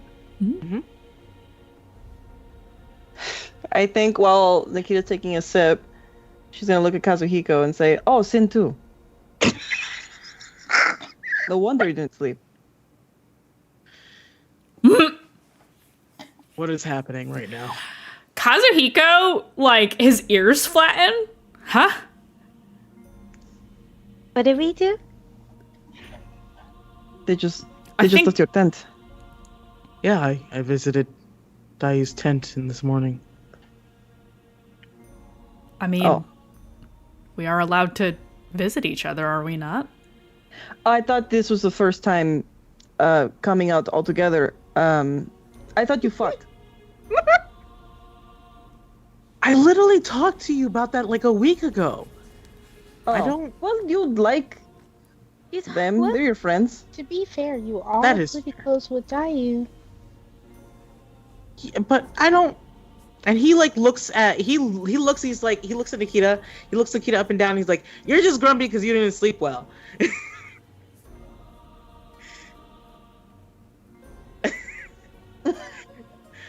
Mari, I have to ask you a question right now. What is gonna happen if Sin tries to sit in Nikita's lap right now to try and cheer her up? Do you want to find out? Yes. Yes, please. Oh boy. All right. Sin He just sits in her lap? saunters over and he's like, "Listen, I know you're in a bad mood," and then he just tries to sit down in your lap. He's like, "I'm here to fix it." Holding her tea to the side. I think she's gonna like flatten her legs from like the bend to like make him like roll up. I think he just tries to lean back further so he doesn't roll off. He's like, "Hello." I need art of this. I still fucking kinda, like- demand it from you all. Elbows up, trying to keep the tea from spilling. Just like Hey, can you guys Yes. be careful with the cups? They're the only ones I have. sorry. So please Promise don't. that I won't No, drop these. no rough housing, please, if you're going to be holding those. As you drink this strange tea, it tastes kind of sweet. By Oh. the way, Aurora does ask like what is in the cup when she receives hers before she drinks it. Okay. Well, I don't remember the names of the flowers, but I remember that they're good. And I drink it all the time. That part That I remember, but I don't remember the name. Good flowers. Got it. Yeah, good flowers, like good berries, but better. I'll try it. If I remember the name, I'll let you know. They're really pretty when they're in bloom. I remember that. Aurora was like getting real grumpy, but now she's kind of won over by the story, and now she's gonna drink her tea. So everybody, you all drink your tea, and you feel a really lovely sense of calm. You feel a little bit more refreshed. You feel relieved. Obviously, the evidence of the rough night you've all had is still evident on your faces, but you start feeling a little better, at the very least.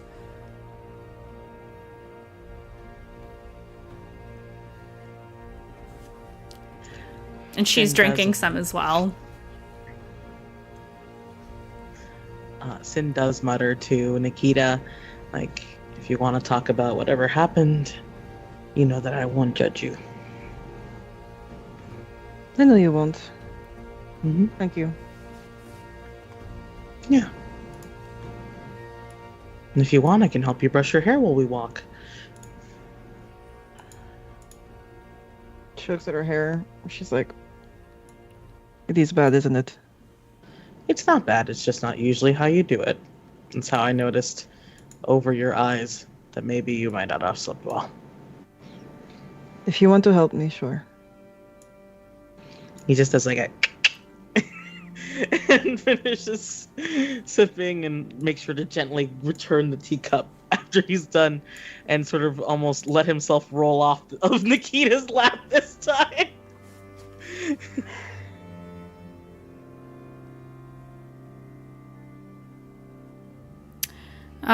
So you all, you all enjoy this.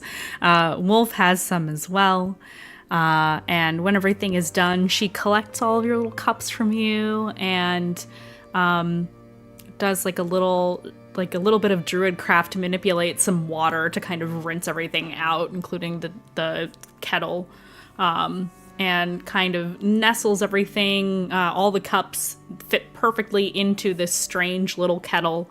And just kind of seals it up and stuffs it into her pack again.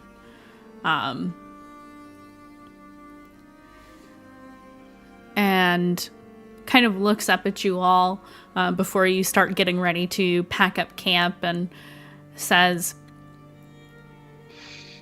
I don't know why, but today feels auspicious. I think it's going to be a good day today. I hope I'm right.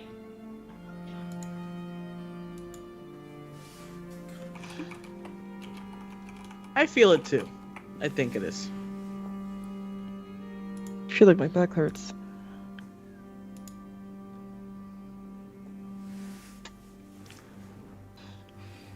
Can always fix that for you. Like, you see his face. You see his face like he's trying not to do it. He's trying not to do it. He has to say it. Is that a dirty joke? Is that what that's supposed to be? Is that what this is supposed to be? Sin? It's like a double entendre. So it is a dirty joke. Yes.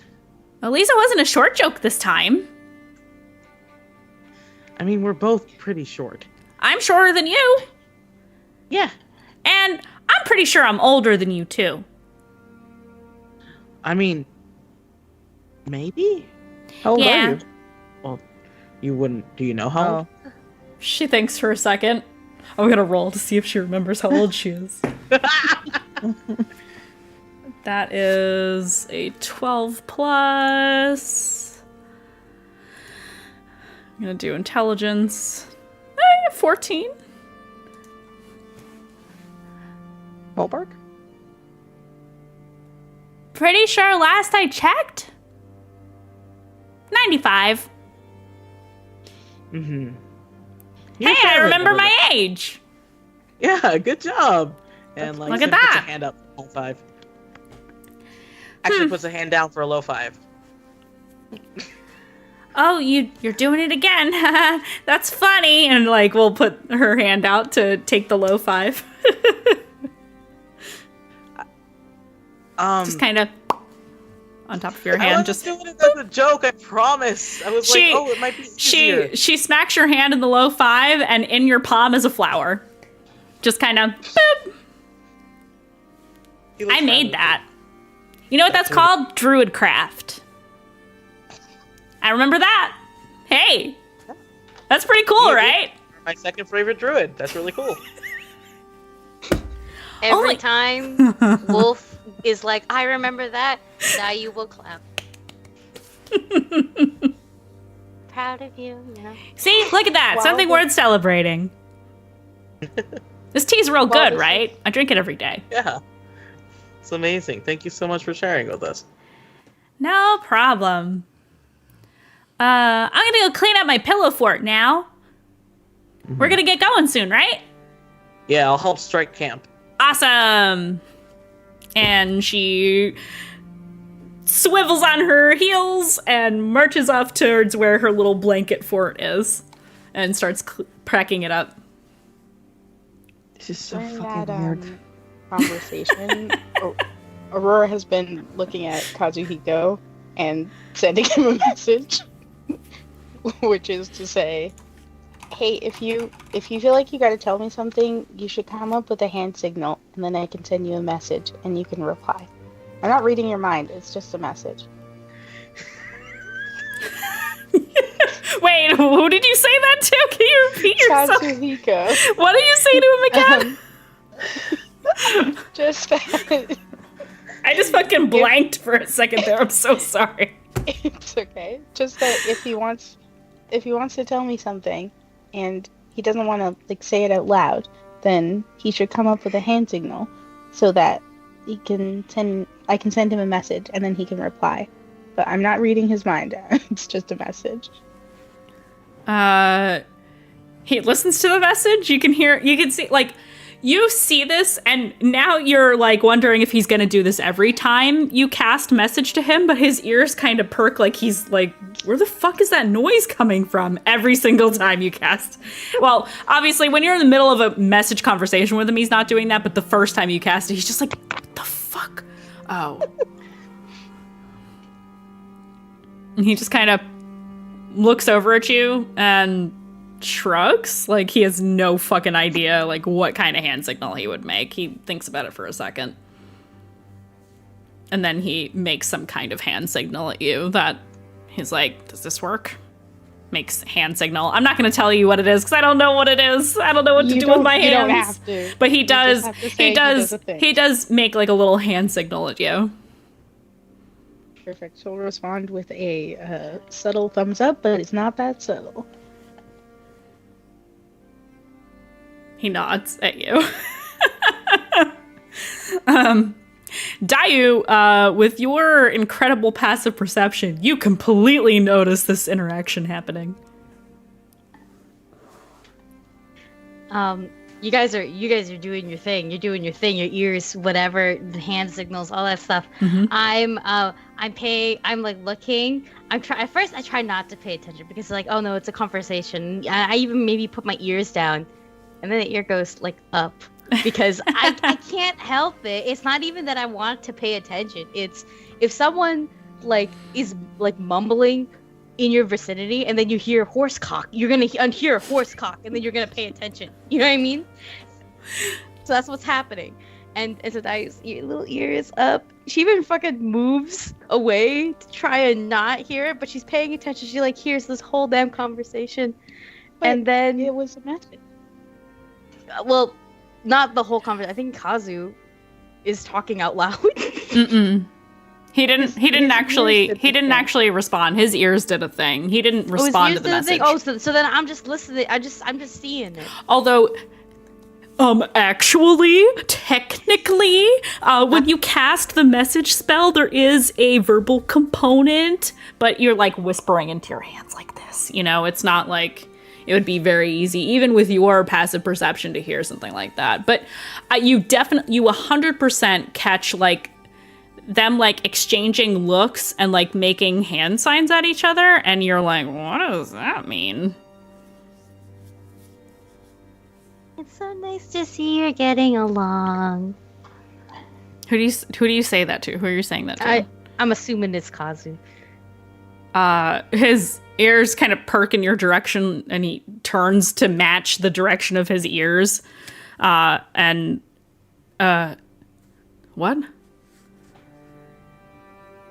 It's just nice to see you guys are getting along. Who?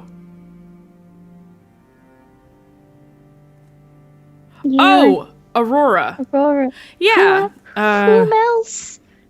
Which cat? Who do you mean? He looks around the camp. I mean, there are several of us here. Sorry. A little tired this morning, but I feel a lot better after drinking that tea. He kind of shrugs a little bit. I'm trying. I clap, like very, very, like little. I clap in lowercase, and just go. That's nice. He kind of walks over to you, like he's noticing. He walks over to you, and normally when he approaches you, he is focused solely on you and nothing else. But you notice that his gaze kind of darts around, like behind you for a second, like he's distracted. And then when he gets closer to you, he says, "Hold still, just a second." And he will tuck some of your hair back that was kind of like out of place. There you go. That's better. Thank you. You sure you're okay? You seem real distracted. You catch his eye, like as you are even saying that to him, you catch his eyes like drifting away from you. Huh? I'm just tired. We should get moving soon so that I can focus on something and maybe wake up a little once we get moving. Okay.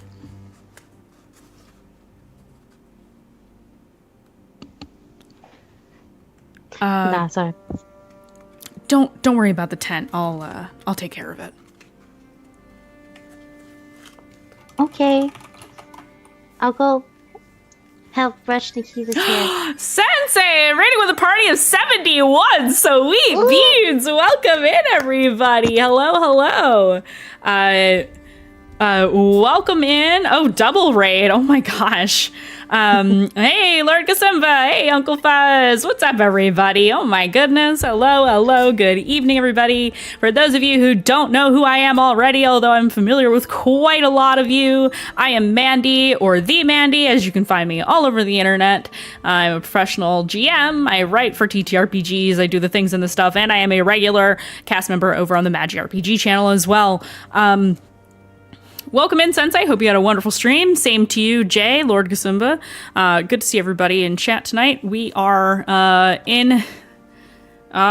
we're in the middle of a very, very serious session of Mistlost here. We are playing D&D 5e, and it is all completely homebrewed. But any questions or wanting to talk about Mistlost, or really just to talk to us in general, join the Discord server, the Fish Cult. This is where all the things and the stuff happen, so check it out. And back to what we were talking about, Dayu and Kazuhiko, the NPC that is traveling with the party, are having a conversation about just the fact that Kazuhiko is very distracted this morning.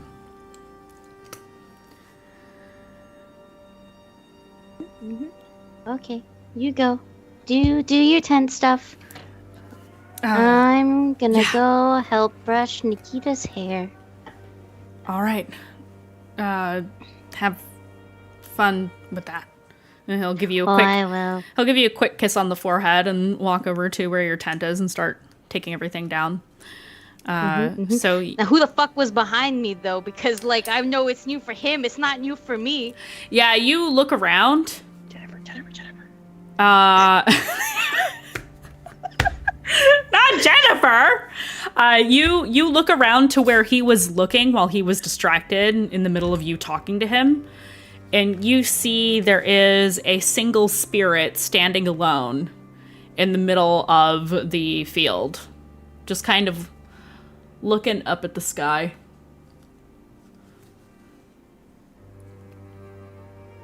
Do they look there?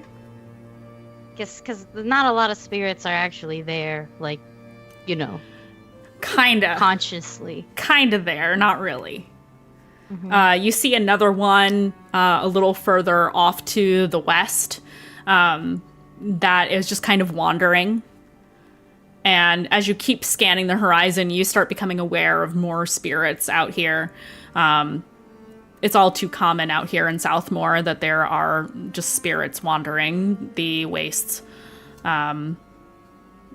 Pretty much anybody who dies out in the wilds here is kind of attached to this place. It's pretty unique to Southmore. Yeah. There's no humans walking around, no people. You will just see spirits. Okay. Yeah. And just, you know, squint in that general direction. And I'll go to the current important call at hand. Defeating Nikita's wafty hair. Not that bad. It's not that bad, but bitch, you got a lot of it. Yeah, that's true. If it's not my hair goes up to my ass. If I don't maintain this shit on at least like multiple times a day, it gets bad. So you waking up looking like I don't know. I'm assuming Sonic the Hedgehog. We fixed. So you fight with Nikita's hair, you break down camp, and you start heading out on the road once again towards the burrow.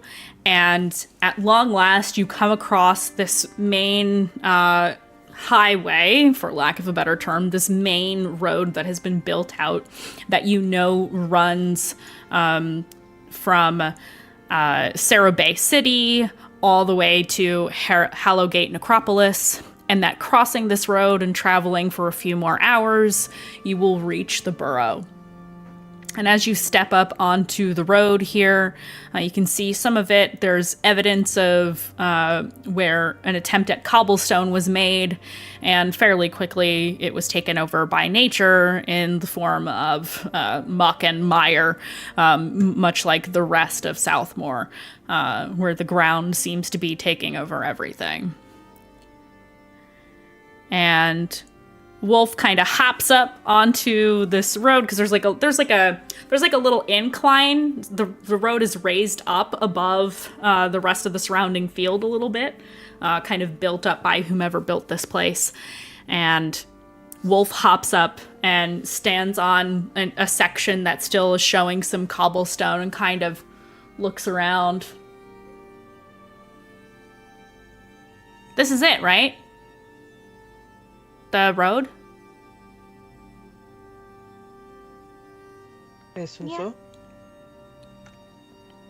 Kazu just kind of nods and steps up onto the road and says, yep, just a few more hours from here. And then we'll be at the burrow and we can rest again or whatever. And Are we gonna see... Sorry. Are you gonna see... Are we gonna see folks coming to and from the burrow on our way? Should we, like, prepare for that? Dayu, you know that people don't generally travel to the burrow unless they have business in the burrow, which is usually not outsiders.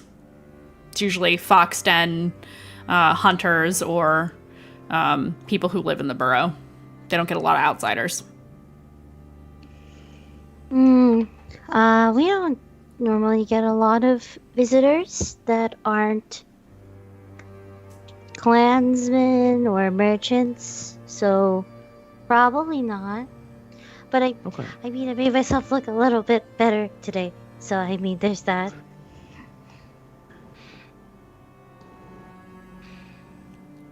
You can see it on Sin's face. You can see it on Sin's face. And then he's just like, darling, you always look good. Genuinely, thank you for the compliment. But just wait a second. Just wait a second. And I think on that note, before we get to the rest of the journey to the burrow, we are going to take a short break. Everybody get up, stretch, make sure to hydrate, grab a little snack, and we'll see you in like 10 minutes. Bye. Bye. The See you in a little burrow. minute. The burrow. Hi, everybody. Welcome back. We will not speak of this. It's a secret. Burped. Yeah. I mean, you've already outed me, so I started doing my countdown for us to go live again, and I was like, wait, hold on. It's because I had to burp. Whatever. Better out than in. That's right. Says. Better out than in. Yeah, you are a snitch. Just Yeah, like yeah, liches. I wanna be. Liches. Snitches get stitches. I'm just saying. Well, that means you have to come over to Canada, and who actually wins then? So you guys have reached the landmark that you expected to reach on your way to the burrow. Wolf seems particularly happy to be at this point. And you continue onwards. And Dayu, you know that you are just barely a 3-hour walk away from your home right now. And that time goes by so quickly. It drags and it goes quickly all at the same time, as I imagine the thoughts are kind of swirling through your head of like, oh god, how am I going to handle this? All this anxiety leading up to this moment. It's up to you how Dayu wants to handle that, of course. But that is essentially where you are at. Now I have to pull up our DM so I can get all the notes that I forgot to write down of your parents. You know, Dai's just hella nervous. I think it's very similar to how she was going back To Foxden? to Foxden, except I think if anything, she's a lot more amped about it. Like, Foxden was very like, Burrow is, there are bits of like her being excited to go home and then immediately hit with, oh, wait a minute. Ooh, you know, like it's one of those types of vibes. Yeah. And the thing that bothers you the most about this is that you realize that while Kazuhiko has always been very attentive and checking on you and things like that, he has done none of that today. That might worry me more than than Burrow stuff at the moment. Okay, wow, I'm even worse then. Never mind. Forget Ant. Wipe Ant. It's like I don't know. I guess we could say every 10 minutes I swap between what I'm worried about.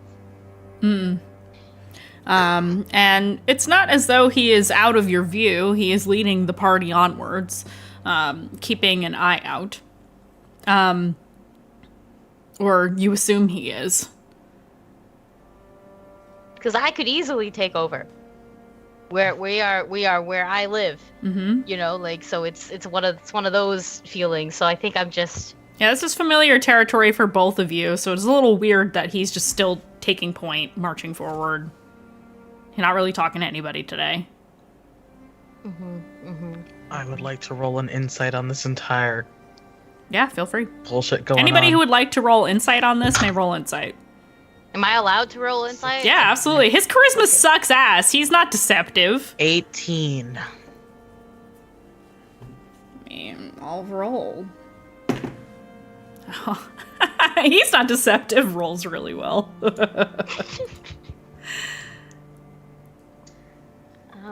Like a I mean, this is also an 14. insight for Dayu too. Like, what is going on? So you're Something weird is looking going for on. general insight on everything that's going on. Yeah. Sorry, not 14, 13. It's even lower. Did anybody else roll? So we've got an 18 from Sinark. We've got a 14, you said? 13. 13 from Dayu. Anybody else? Anybody else paying Oh, attention to man. this? I feel like Aurora didn't roll because she feels like she knows Yeah. what's going on. Yeah, you know what's going on. I wasn't sure if you wanted to roll just for general vibes, not just Kazuhiko vibes, but that's totally fine. Dayu, you've got ADHD brain right now. You've got too many cooks in the kitchen right now, thinking about going home, thinking about Kazuhiko, and you just are not picking up. You're just like, something's not right, but I don't know what it is. Sinark, in terms of, are you focusing on Dayu, or are you picking up on general vibes? Or like specifically honestly, let's be Kazuhiko completely and honest. Dayu? He would be focusing on Dayu, to be completely honest, of like what's going on. I think that would be, if his insight works, that would be the only way he notices that Kazuhiko is off. Okay. I'm gonna say, because you rolled an 18, for Kazuhiko at least, I'll let Akino decide what Sin picks up with that 18. And you can roll if you want to mask anything or be honest or persuasive in whatever way you choose. You can choose deception or persuasion if you want to roll, or you can just tell him. No, I think it's very obvious for how Dai's feeling, and the answer is overwhelmed. Mm-hmm. Yeah. I think then like Sin looks at like Nikita and is just like, look at me, and then points at Dayu, and then like walks up and I think just sort of like, he does the same thing that Dayu did to them right before Foxden, and he just like rubs he puts an arm around Dayu and like rubs his cheek against Dayu's cheek, and he's just like, hi. Hello. I have a pressed flower to trade.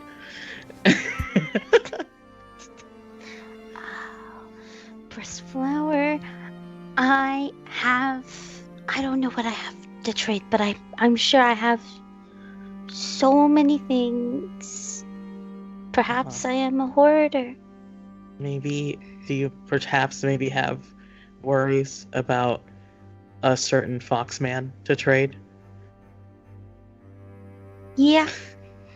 Gotcha. He's been off since this morning.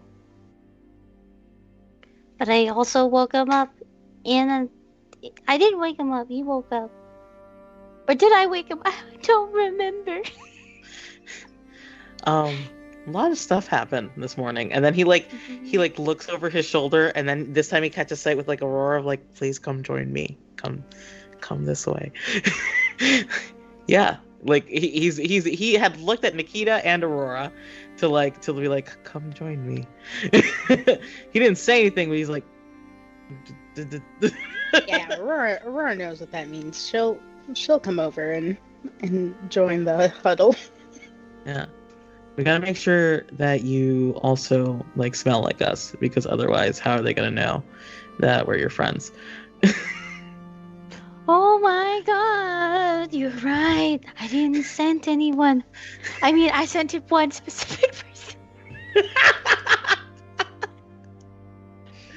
Does this mean you want a hug? Mhm. Go. We get walking hugs. The most awkward. but efficient of all the hugs, the walking ones. Nikita's just like looming behind y'all, like. Sin like looks back and pops a little smirk. He's like, well, maybe Nikita could carry you, and that would be a good way to get scented. She's really good at it. Yeah. I know she picked me up one time. I'm That was right like here. dire situations, though. This could be just for fun. If you ask her nicely, she'll do it. Nikita, will you pick me up for fun? Sure. You have picked me up for fun before. I've done uppies. You? Mm-hmm. Mm, I'm being such a bad friend right now. I'm forgetting. You're fine. I could pick you up. I know you'd like to get your scent on us. Up. Oh god. Oh my She like stares down at you like, what the fuck? I can jump. But I don't know what you would be more comfortable with. I think just for the humor of it all, she's literally just gonna like squat down, grab you, and just lug you over her shoulder. Arm right here, before you start thinking it's under your butt. I have a tail, so I mean you're gonna be touching it. Sure. That's in tail area. That's what I'm It trying to is say. tail The area. tail is Can't there. argue with that. Mm-hmm. While Sin- all this is happening, Sinark, as you kind of look ahead towards Kazuhiko, you can see that he looks very tense and seems to sidestep randomly things. You don't see any obstacles, but he seems to step around certain things. He's gonna look at Aurora, and then just sort of like,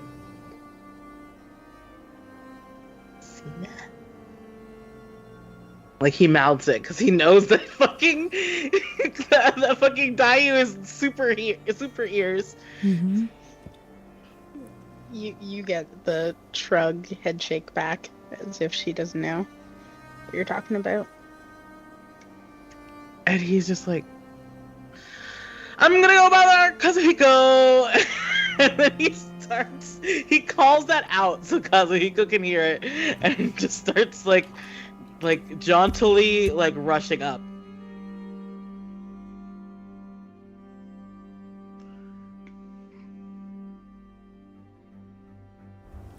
You're running up to Kazuhiko?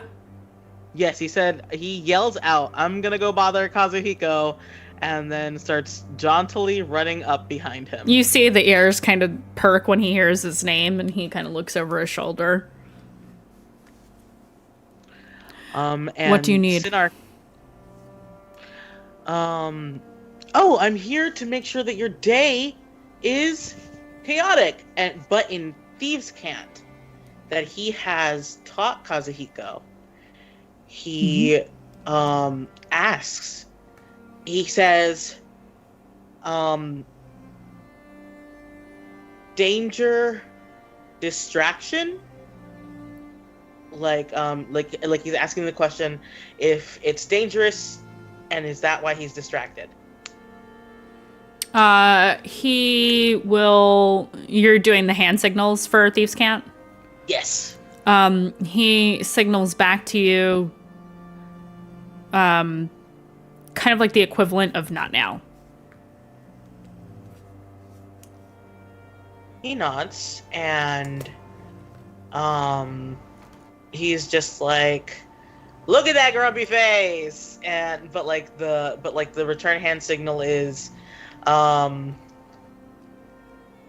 he does three hand signals. He does backup, support, and trust, which I think he would have taught Kazuhiko that those three mean that, like, I am here for you, that we are in this together. He sees that you do this, and he gives you like a barely perceptible nod and continues stalking forward, like picks up the pace actually to get ahead of you.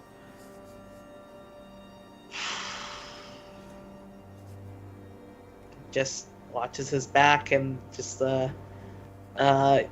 gives a laugh that he's given the group a lot. It's a fake laugh. It's so joyous. After Kazuhiko kind of like marches forward, Wolf kind of jogs up next to you, Sin. And it's like, are we all running forward? Are we moving faster? Or am I just interrupting? Oh, I'm interrupting. I'm interrupting, aren't I? I'm sorry. You're not interrupting, Wolf. I was bothering Kazuhiko, so I think he got a little bit annoyed with me. You know, I can be annoying. So I think he's just rushing up now. But, like, I think we're getting close to where we're going, so. Oh. Yeah, the burrow. He's been there before. So I'm sure that he's excited to get there. Yeah, me too. I could go for some food that's not good berries and rations. That'd be nice. Oh, some veggies. Oh. Yeah, veggies sound good. I eat meat, I think.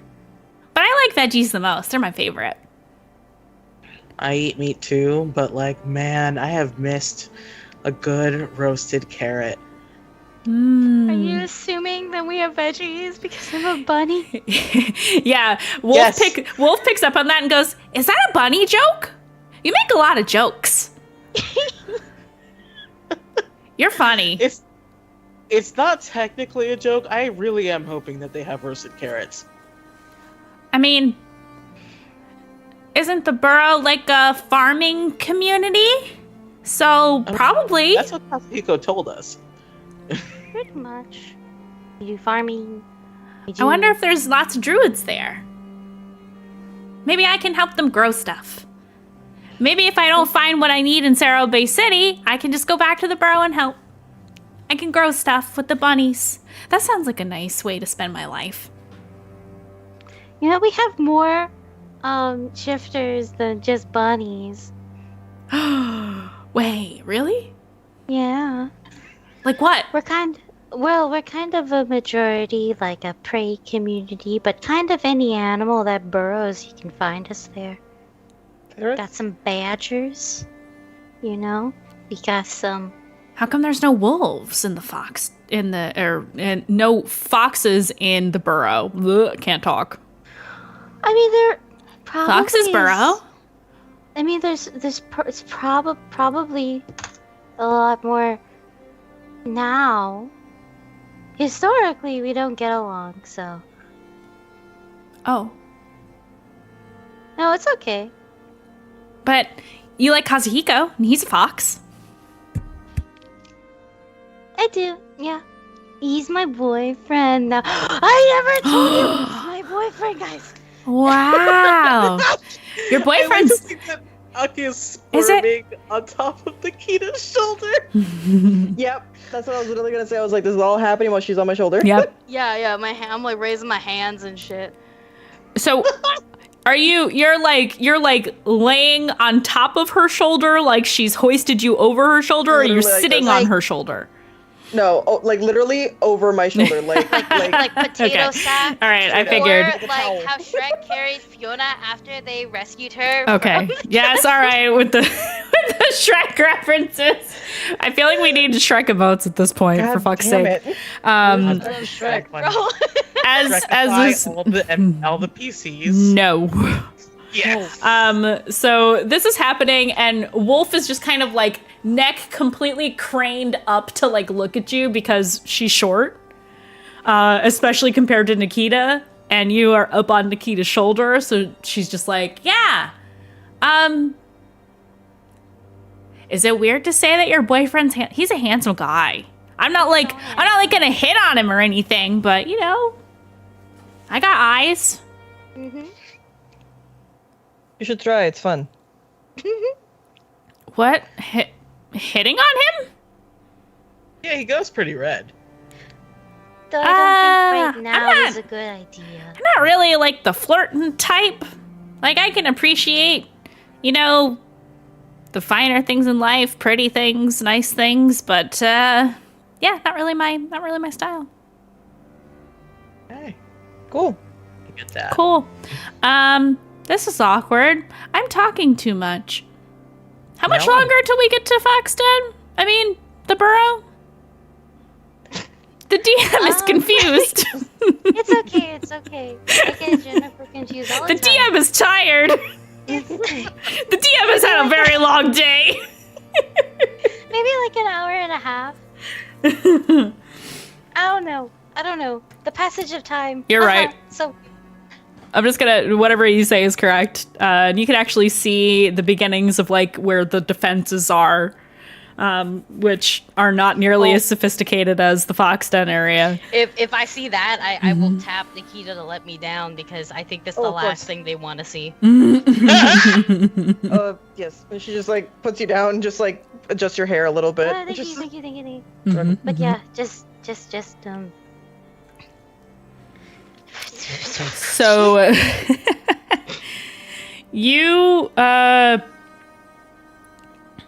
you begin the approach to the burrow. The rest of you can see that even above ground there are a lot of kind of like farming plots. Nothing huge, of course. Some with you see different kinds of grains, you see vegetables, you see a couple of fruit trees, and you realize that a lot of the grass in this area is a lot more green on this side of the road than on the other side of the road.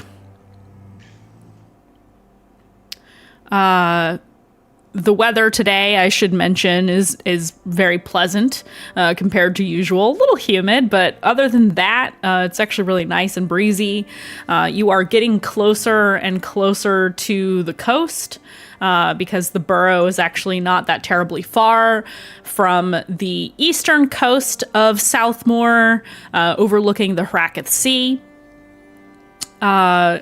But you would have to travel to the other side of the burrow to actually see the ocean from there. But you start feeling, that kind of breeze coming through. And at some points when the wind is very strong, you catch hints of the smell of salt in the air.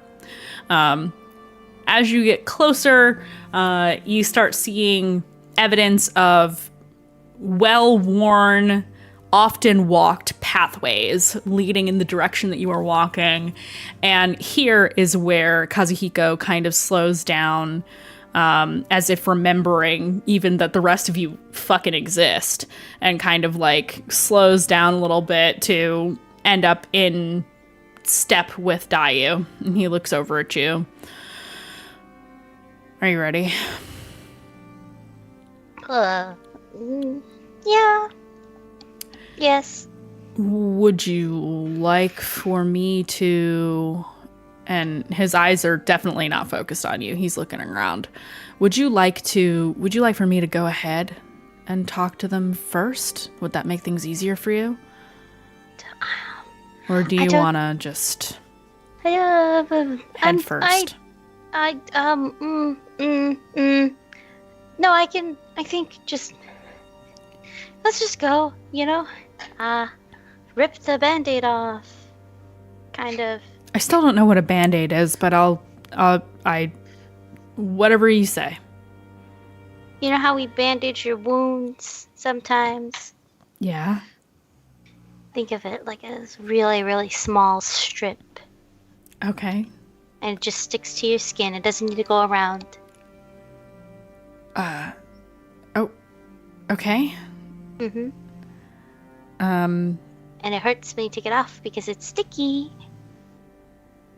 he just looks confused. Okay. Interesting. Yeah, we'll just walk in like nothing happened, no prep, no warning, no just going. Okay. Cool. I said a runner. I would assume if you wanna go. You're gonna get bombarded right away.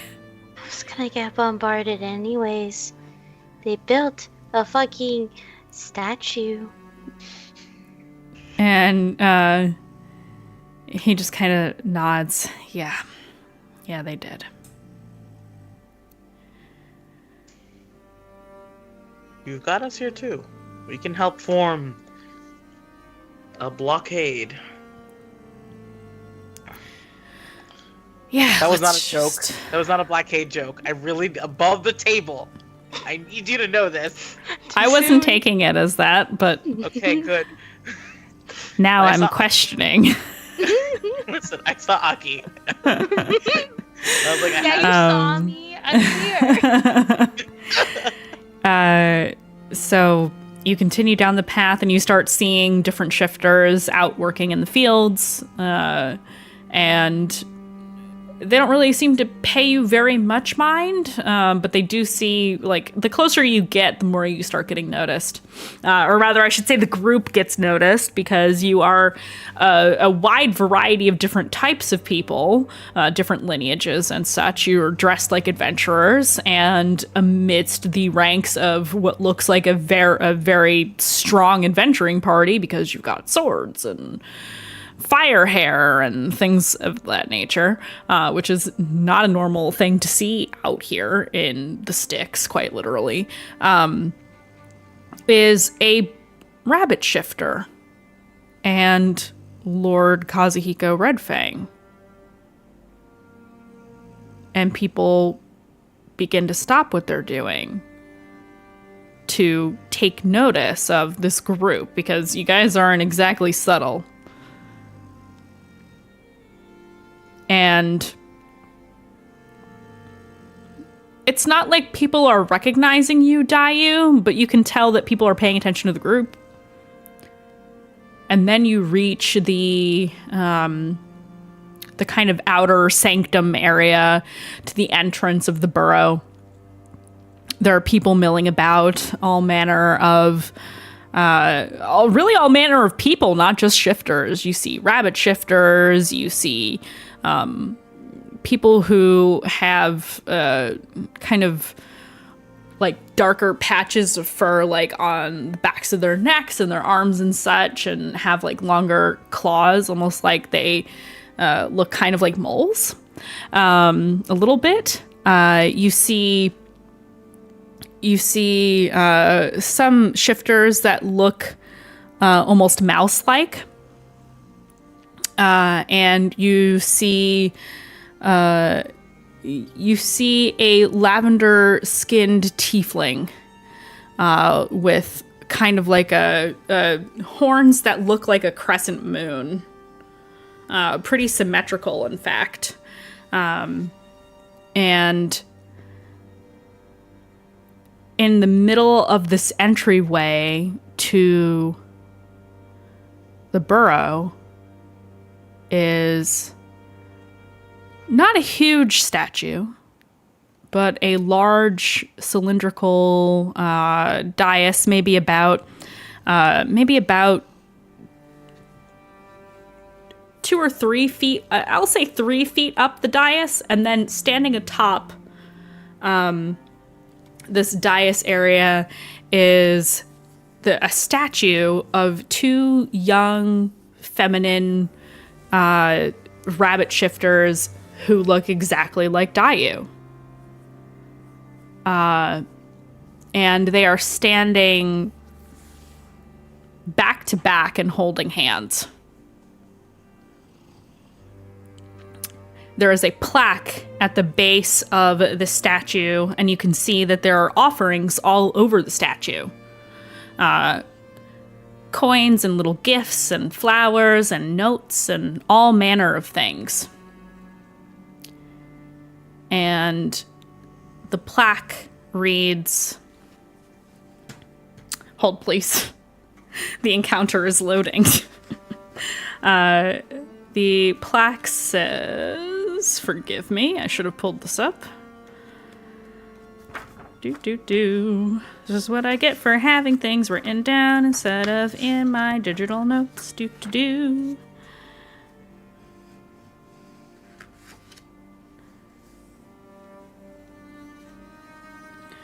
For the Gift of the Stars, those known as the Lucky Twins, taken too soon from this world.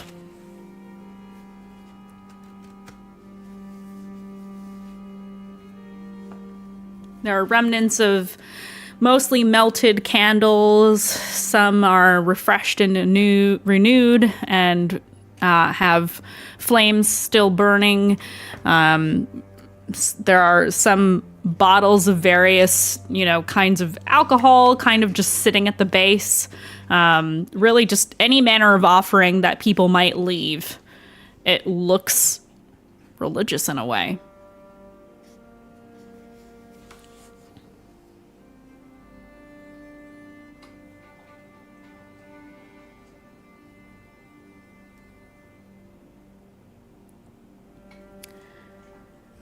So this is what you see before you, all of you. It looks beautiful. Oh, it's so awkward. Sin just offers his hand. I will take it. They're sweaty. I guess Aurora's trying to get a read on how Dayu's doing right now, and I'm gonna take that to mean, if you're cool with it, that you're not doing great. Oh, so the craftsmanship is real nice. Yeah, it is the spitting image of you. Oh, that's even worse. Twice. Twice. Twice. It's you and Maylin. Look at that quadruplets. Maylin is kind of lingering next to you. Actually, between you and Kazuhiko is where Maylin is standing, and she just kind of looks up at it and she goes, we look really good. We do. It's kind of nice, don't you think? Any other time, I'd be maybe flattered to have it. Right now, not so much. It's very appropriate for you. I deserve a statue. You do deserve a statue. Aluna Seren would approve. She would. Obviously, the statue wouldn't exist if she didn't. You think this was goddess approved? I was an actual priestess of hers, and then you became an actual priestess of hers, and Araceli is an actual priest of hers, so it just kind of makes sense. Ooh. Also, he's right over there, by the way. He's over there. He looks like he's looking for flowers for Mom. How sweet. Mm-hmm. Oh, how do I say hi to him? I don't know. You should just walk up to him and be like, "Hey, hi, Dad. What's up?" I don't know. I might kill him. He's not that old. Oh no. Oh gosh, you're a lot more. You're a lot. Is that What? saying this I'm saying it out loud. I'm saying it out loud. Yeah. Kazuhiko. Okay. All right. I'm gonna ask you to roll perception at disadvantage, Dayu. Visual. This is visual perception right now. Okay. Good lord, but I have a good perception regardless. So that is 16. I'm gonna say that's good enough. I wanted you to succeed, but I wasn't gonna make it a straight roll because you're arguing with your sister right now. You catch out of the corner of your eye, Kazuhiko. Dude has no poker face. His charisma is not great, okay? He only has a +1. He doesn't have a lot of riz. He's not like you. He is looking at Maylin and watching this interaction. He Take a moment. You realize he can see her. And I take a moment and then I go, oh. Do you see just her? Or do you see all of them? Do you say that out loud? Yes. I go from talking You to just her swivel to look at him. Yeah. I just imagine that you just kind of look at him. Yeah. You can see his ears kind of twitching too while you're having this conversation, and you address him, and he looks like he's been caught.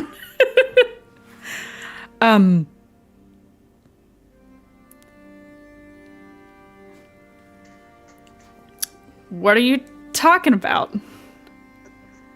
Bro, really? Sorry. Oh, my sweet lord. You're bad at lying. I'm not mad. I am. I would be a lot happier. Except of where we are right now. So we will talk later. He is at a loss for words. You're not in trouble, but we will talk. Okay. I'm not mad, Maylin I'm kind of just looks at him disappointed. and she's like, "Can you see me?" Oh my god, I'm so powerful right now. Is this because we're home? Maybe. Can other people see me? She waves her hand in front of Sinark. Sinark sees nothing. He is not reacting at all. She Well, listen, she listen, though. shimmies at Aurora. Do you see this? It looks ridiculous because she's wearing priestess robes, so there's nothing really to shimmy because she's covered. No, my dear, it's all one swoosh of the fabric. Well, I didn't learn all the arts like you did. I wasn't even... Never mind. Listen, It's okay. It's okay. It's okay. Kazuhiko, can you see me? And he's like looking at her like in horror. Speak. And he this is weird. Hello? Are you always around? Oh yeah. Kind of always. I try to go away when you guys are like, but Oh, you didn't have to talk about that. listen, I just like seeing him turn red. It's so cute. I'm dead. I need some form of entertainment. I know. I'm not judging. There's worse things you could do. Listen, it's not like I watch you guys. I don't. I go away. Oh my goodness. You know what? Thank you. You're making this so much easier for me to go do, and I just go walk to my father. You hear as you're walking away towards Araceli, she leans over to Kazuhiko and she goes, "See, I knew it would work." I gotta get her to move somehow. She's never gonna get anything done if she doesn't. And the rest of you hear Kazuhiko say, "Did you just manipulate her into doing that? That's terrible." And he's talking to nobody. Yeah. Sin is pretty sure this is Maylin. So like he's gonna like look into the vague middle distance next to Kazuhiko and be like, "Hey Maylin." "Hey, Sinark." And Kazu says, she says hello. Sweet. Let me know when you want more stories. And then he salutes and then I think he's just sort of watching Dayu. This is so fucking weird. Dayu, you are walking across the square, and I think it's at this point that people start recognizing you. Pretty much the second you break away from the group. Like, you guys were already attracting attention, but now people are seeing you and looking at the statue and looking at you. And you start picking up on like whispers from people around you. "Is that her?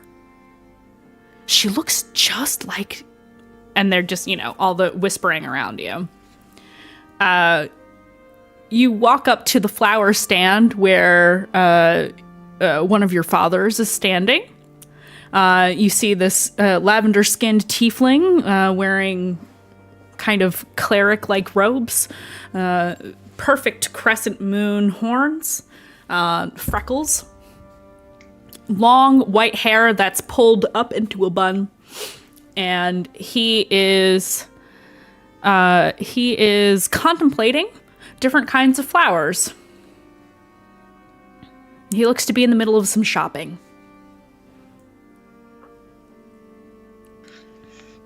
You see her just kind of like she makes hand gestures, like she's trying to figure out the best way to approach this, and she just goes, Dad? He had his back to you when you said that, and he just slowly turns around. Dayu. Hello. He just drops the basket, like the little shopping basket that he has, and just hugs you. Yeah, big hug back. Yeah. He is pretty tall. He is taller than your parents, that's for sure.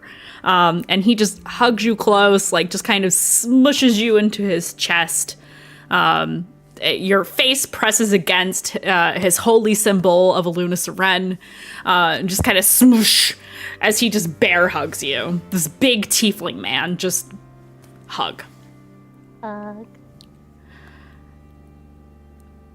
We got your letter. Mm-hmm. We didn't get the chance to tell anyone, though. He looks around as he kind of loosens his grip on you and sees all the people standing around staring at you. Luck die for Nikita.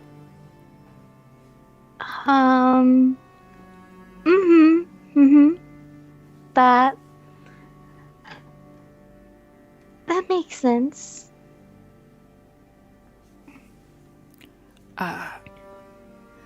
He's looking around at all the people staring. He goes, "Nothing to see here." It's okay.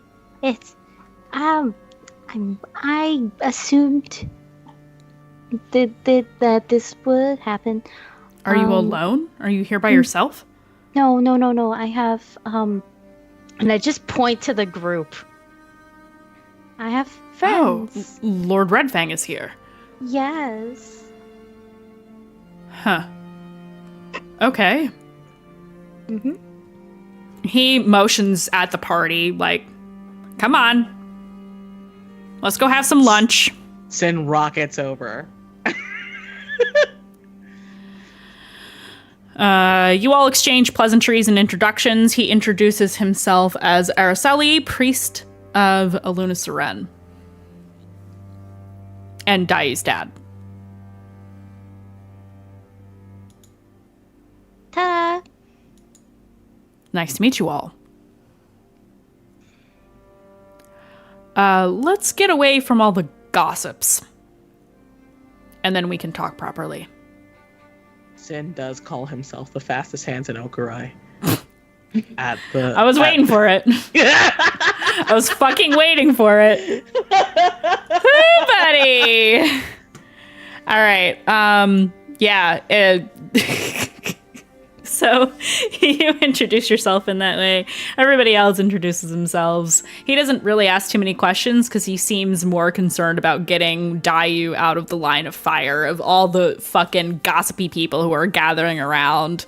And the rest of you start hearing it too. People are just openly like, "Is that her? She looks like the statue. Which one is it? Is it Mei Lin or is it Dayu?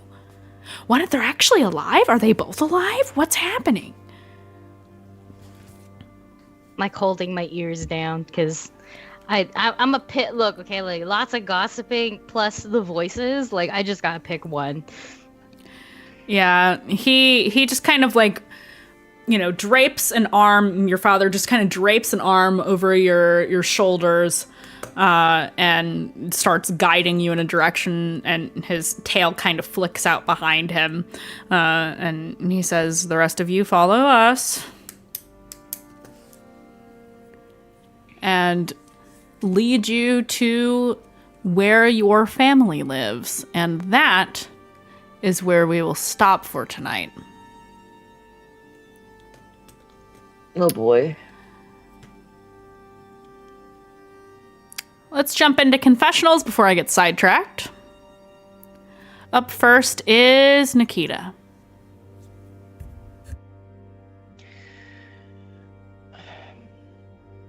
I hope that little wolf doesn't lose the want to find out their past and give up like I did.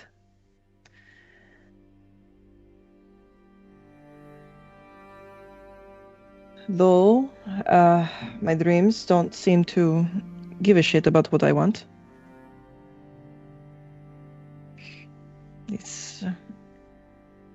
And now, it's great to find out that Dayu's family now knows that Dayu's alive, and it's great to know that they all missed her. It's happy to see them together. That's it.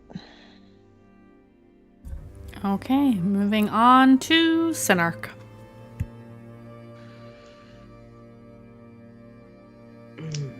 I really hated feeling broken this morning. But I don't know. There was something about putting myself together today.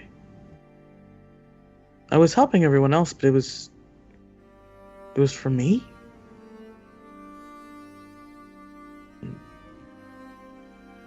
It didn't feel like pouring from an empty cup. Huh. Oh, I can't wait for dinner. And that's it. Moving on to Aurora.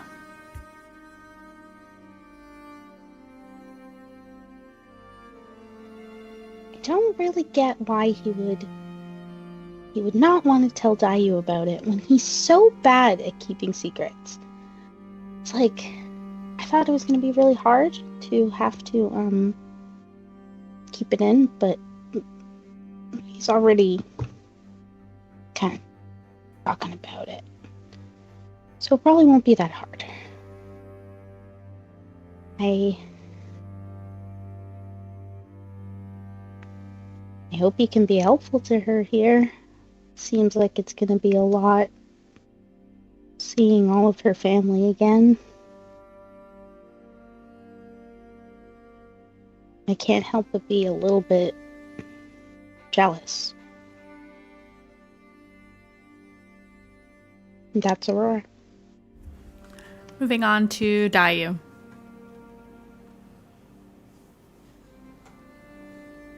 I don't even know how fucking old I am right now, but at least 20 years. No one else. Just me. I'm not alone. This is great. This is wonderful. A lot of stuff is happening at once, and it's getting so difficult to figure out how I want to feel, because I don't even know how I should feel. I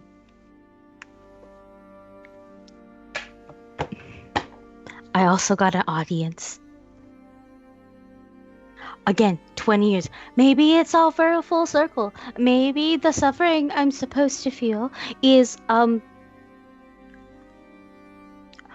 my sister also now being able to conversate with him on a regular basis. Maybe that's what the suffering. That's not what the suffering is. Because why would it be basic bitch suffering? If it was basic bitch suffering, I've already done it, and I've also already suffered. Maybe I shouldn't suffer, but like apparently it's in the cards. I don't even know who I'm talking to right now.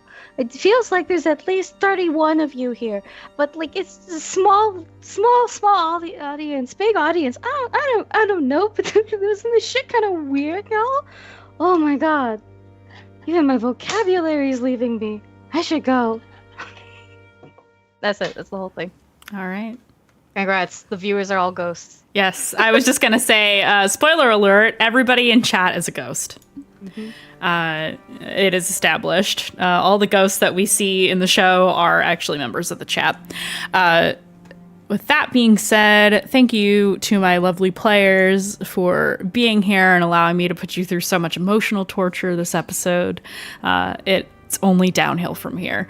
And this is just the beginning. Yes. So we are going to have a little break.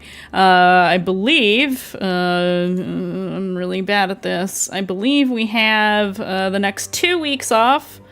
Yes, we are off next week on the 27th, and then we are off again on the 4th of October. And then on the 11th of October, we will begin season 2 of Mistlost. We are going to move to a season-oriented approach in which we will have a certain number of episodes, which I'll probably announce during this 2-week break period. And from there, I'll let y'all know how many episodes are going to be in that particular arc, and then we'll take a couple of weeks in between each season or whatever. We'll decide out all the final details soon. So that is going to happen. So stay tuned for that. In the interim time, you can catch me at a variety of places. I just completed an interview last Friday on Robert Hartley's channel. That's going to be on YouTube, I think, in the relative near future. I don't know the exact date as to when that's going to drop on YouTube, but you can watch the VOD on his Twitch channel right now. Let's see. Tuesdays, I am over on the Magi RPG channel, playing Blades in the Dark: Rise of the Conduit as my character Velvet. And also this coming Saturday, I will be on Lord Gasimba's channel with yet another episode of the Slav Squat Squad. It's going to be a good time. I will be reprising my role as Exeli of House Pendrell, the very spooky mercenary shadow mage. So with that being said, join our Discord if you want to keep up on all the things that I'm doing, all the Mistlost things. There's a Mistlost chat channel in there to talk about all wonderful things Mistlost. And other than that, let's find somebody to raid. Thank you all, everybody in chat. Thank you for the raids, the follows, the subs, all the things and the stuff. We are going to raid out to... Let's raid Dork Tales. Yeah, let's raid Dork Tales. We haven't raided them in a hot minute. Dork Tales, awoo. So please join us in this raid, going out to Dork Tales. It looks like they're playing some Dungeons & Dragons as well this evening. So if you want something cool to watch, definitely check them out. In the meantime, we will see you guys in 2 weeks for Season 2 of Mistlost. Bye, everybody. Bye.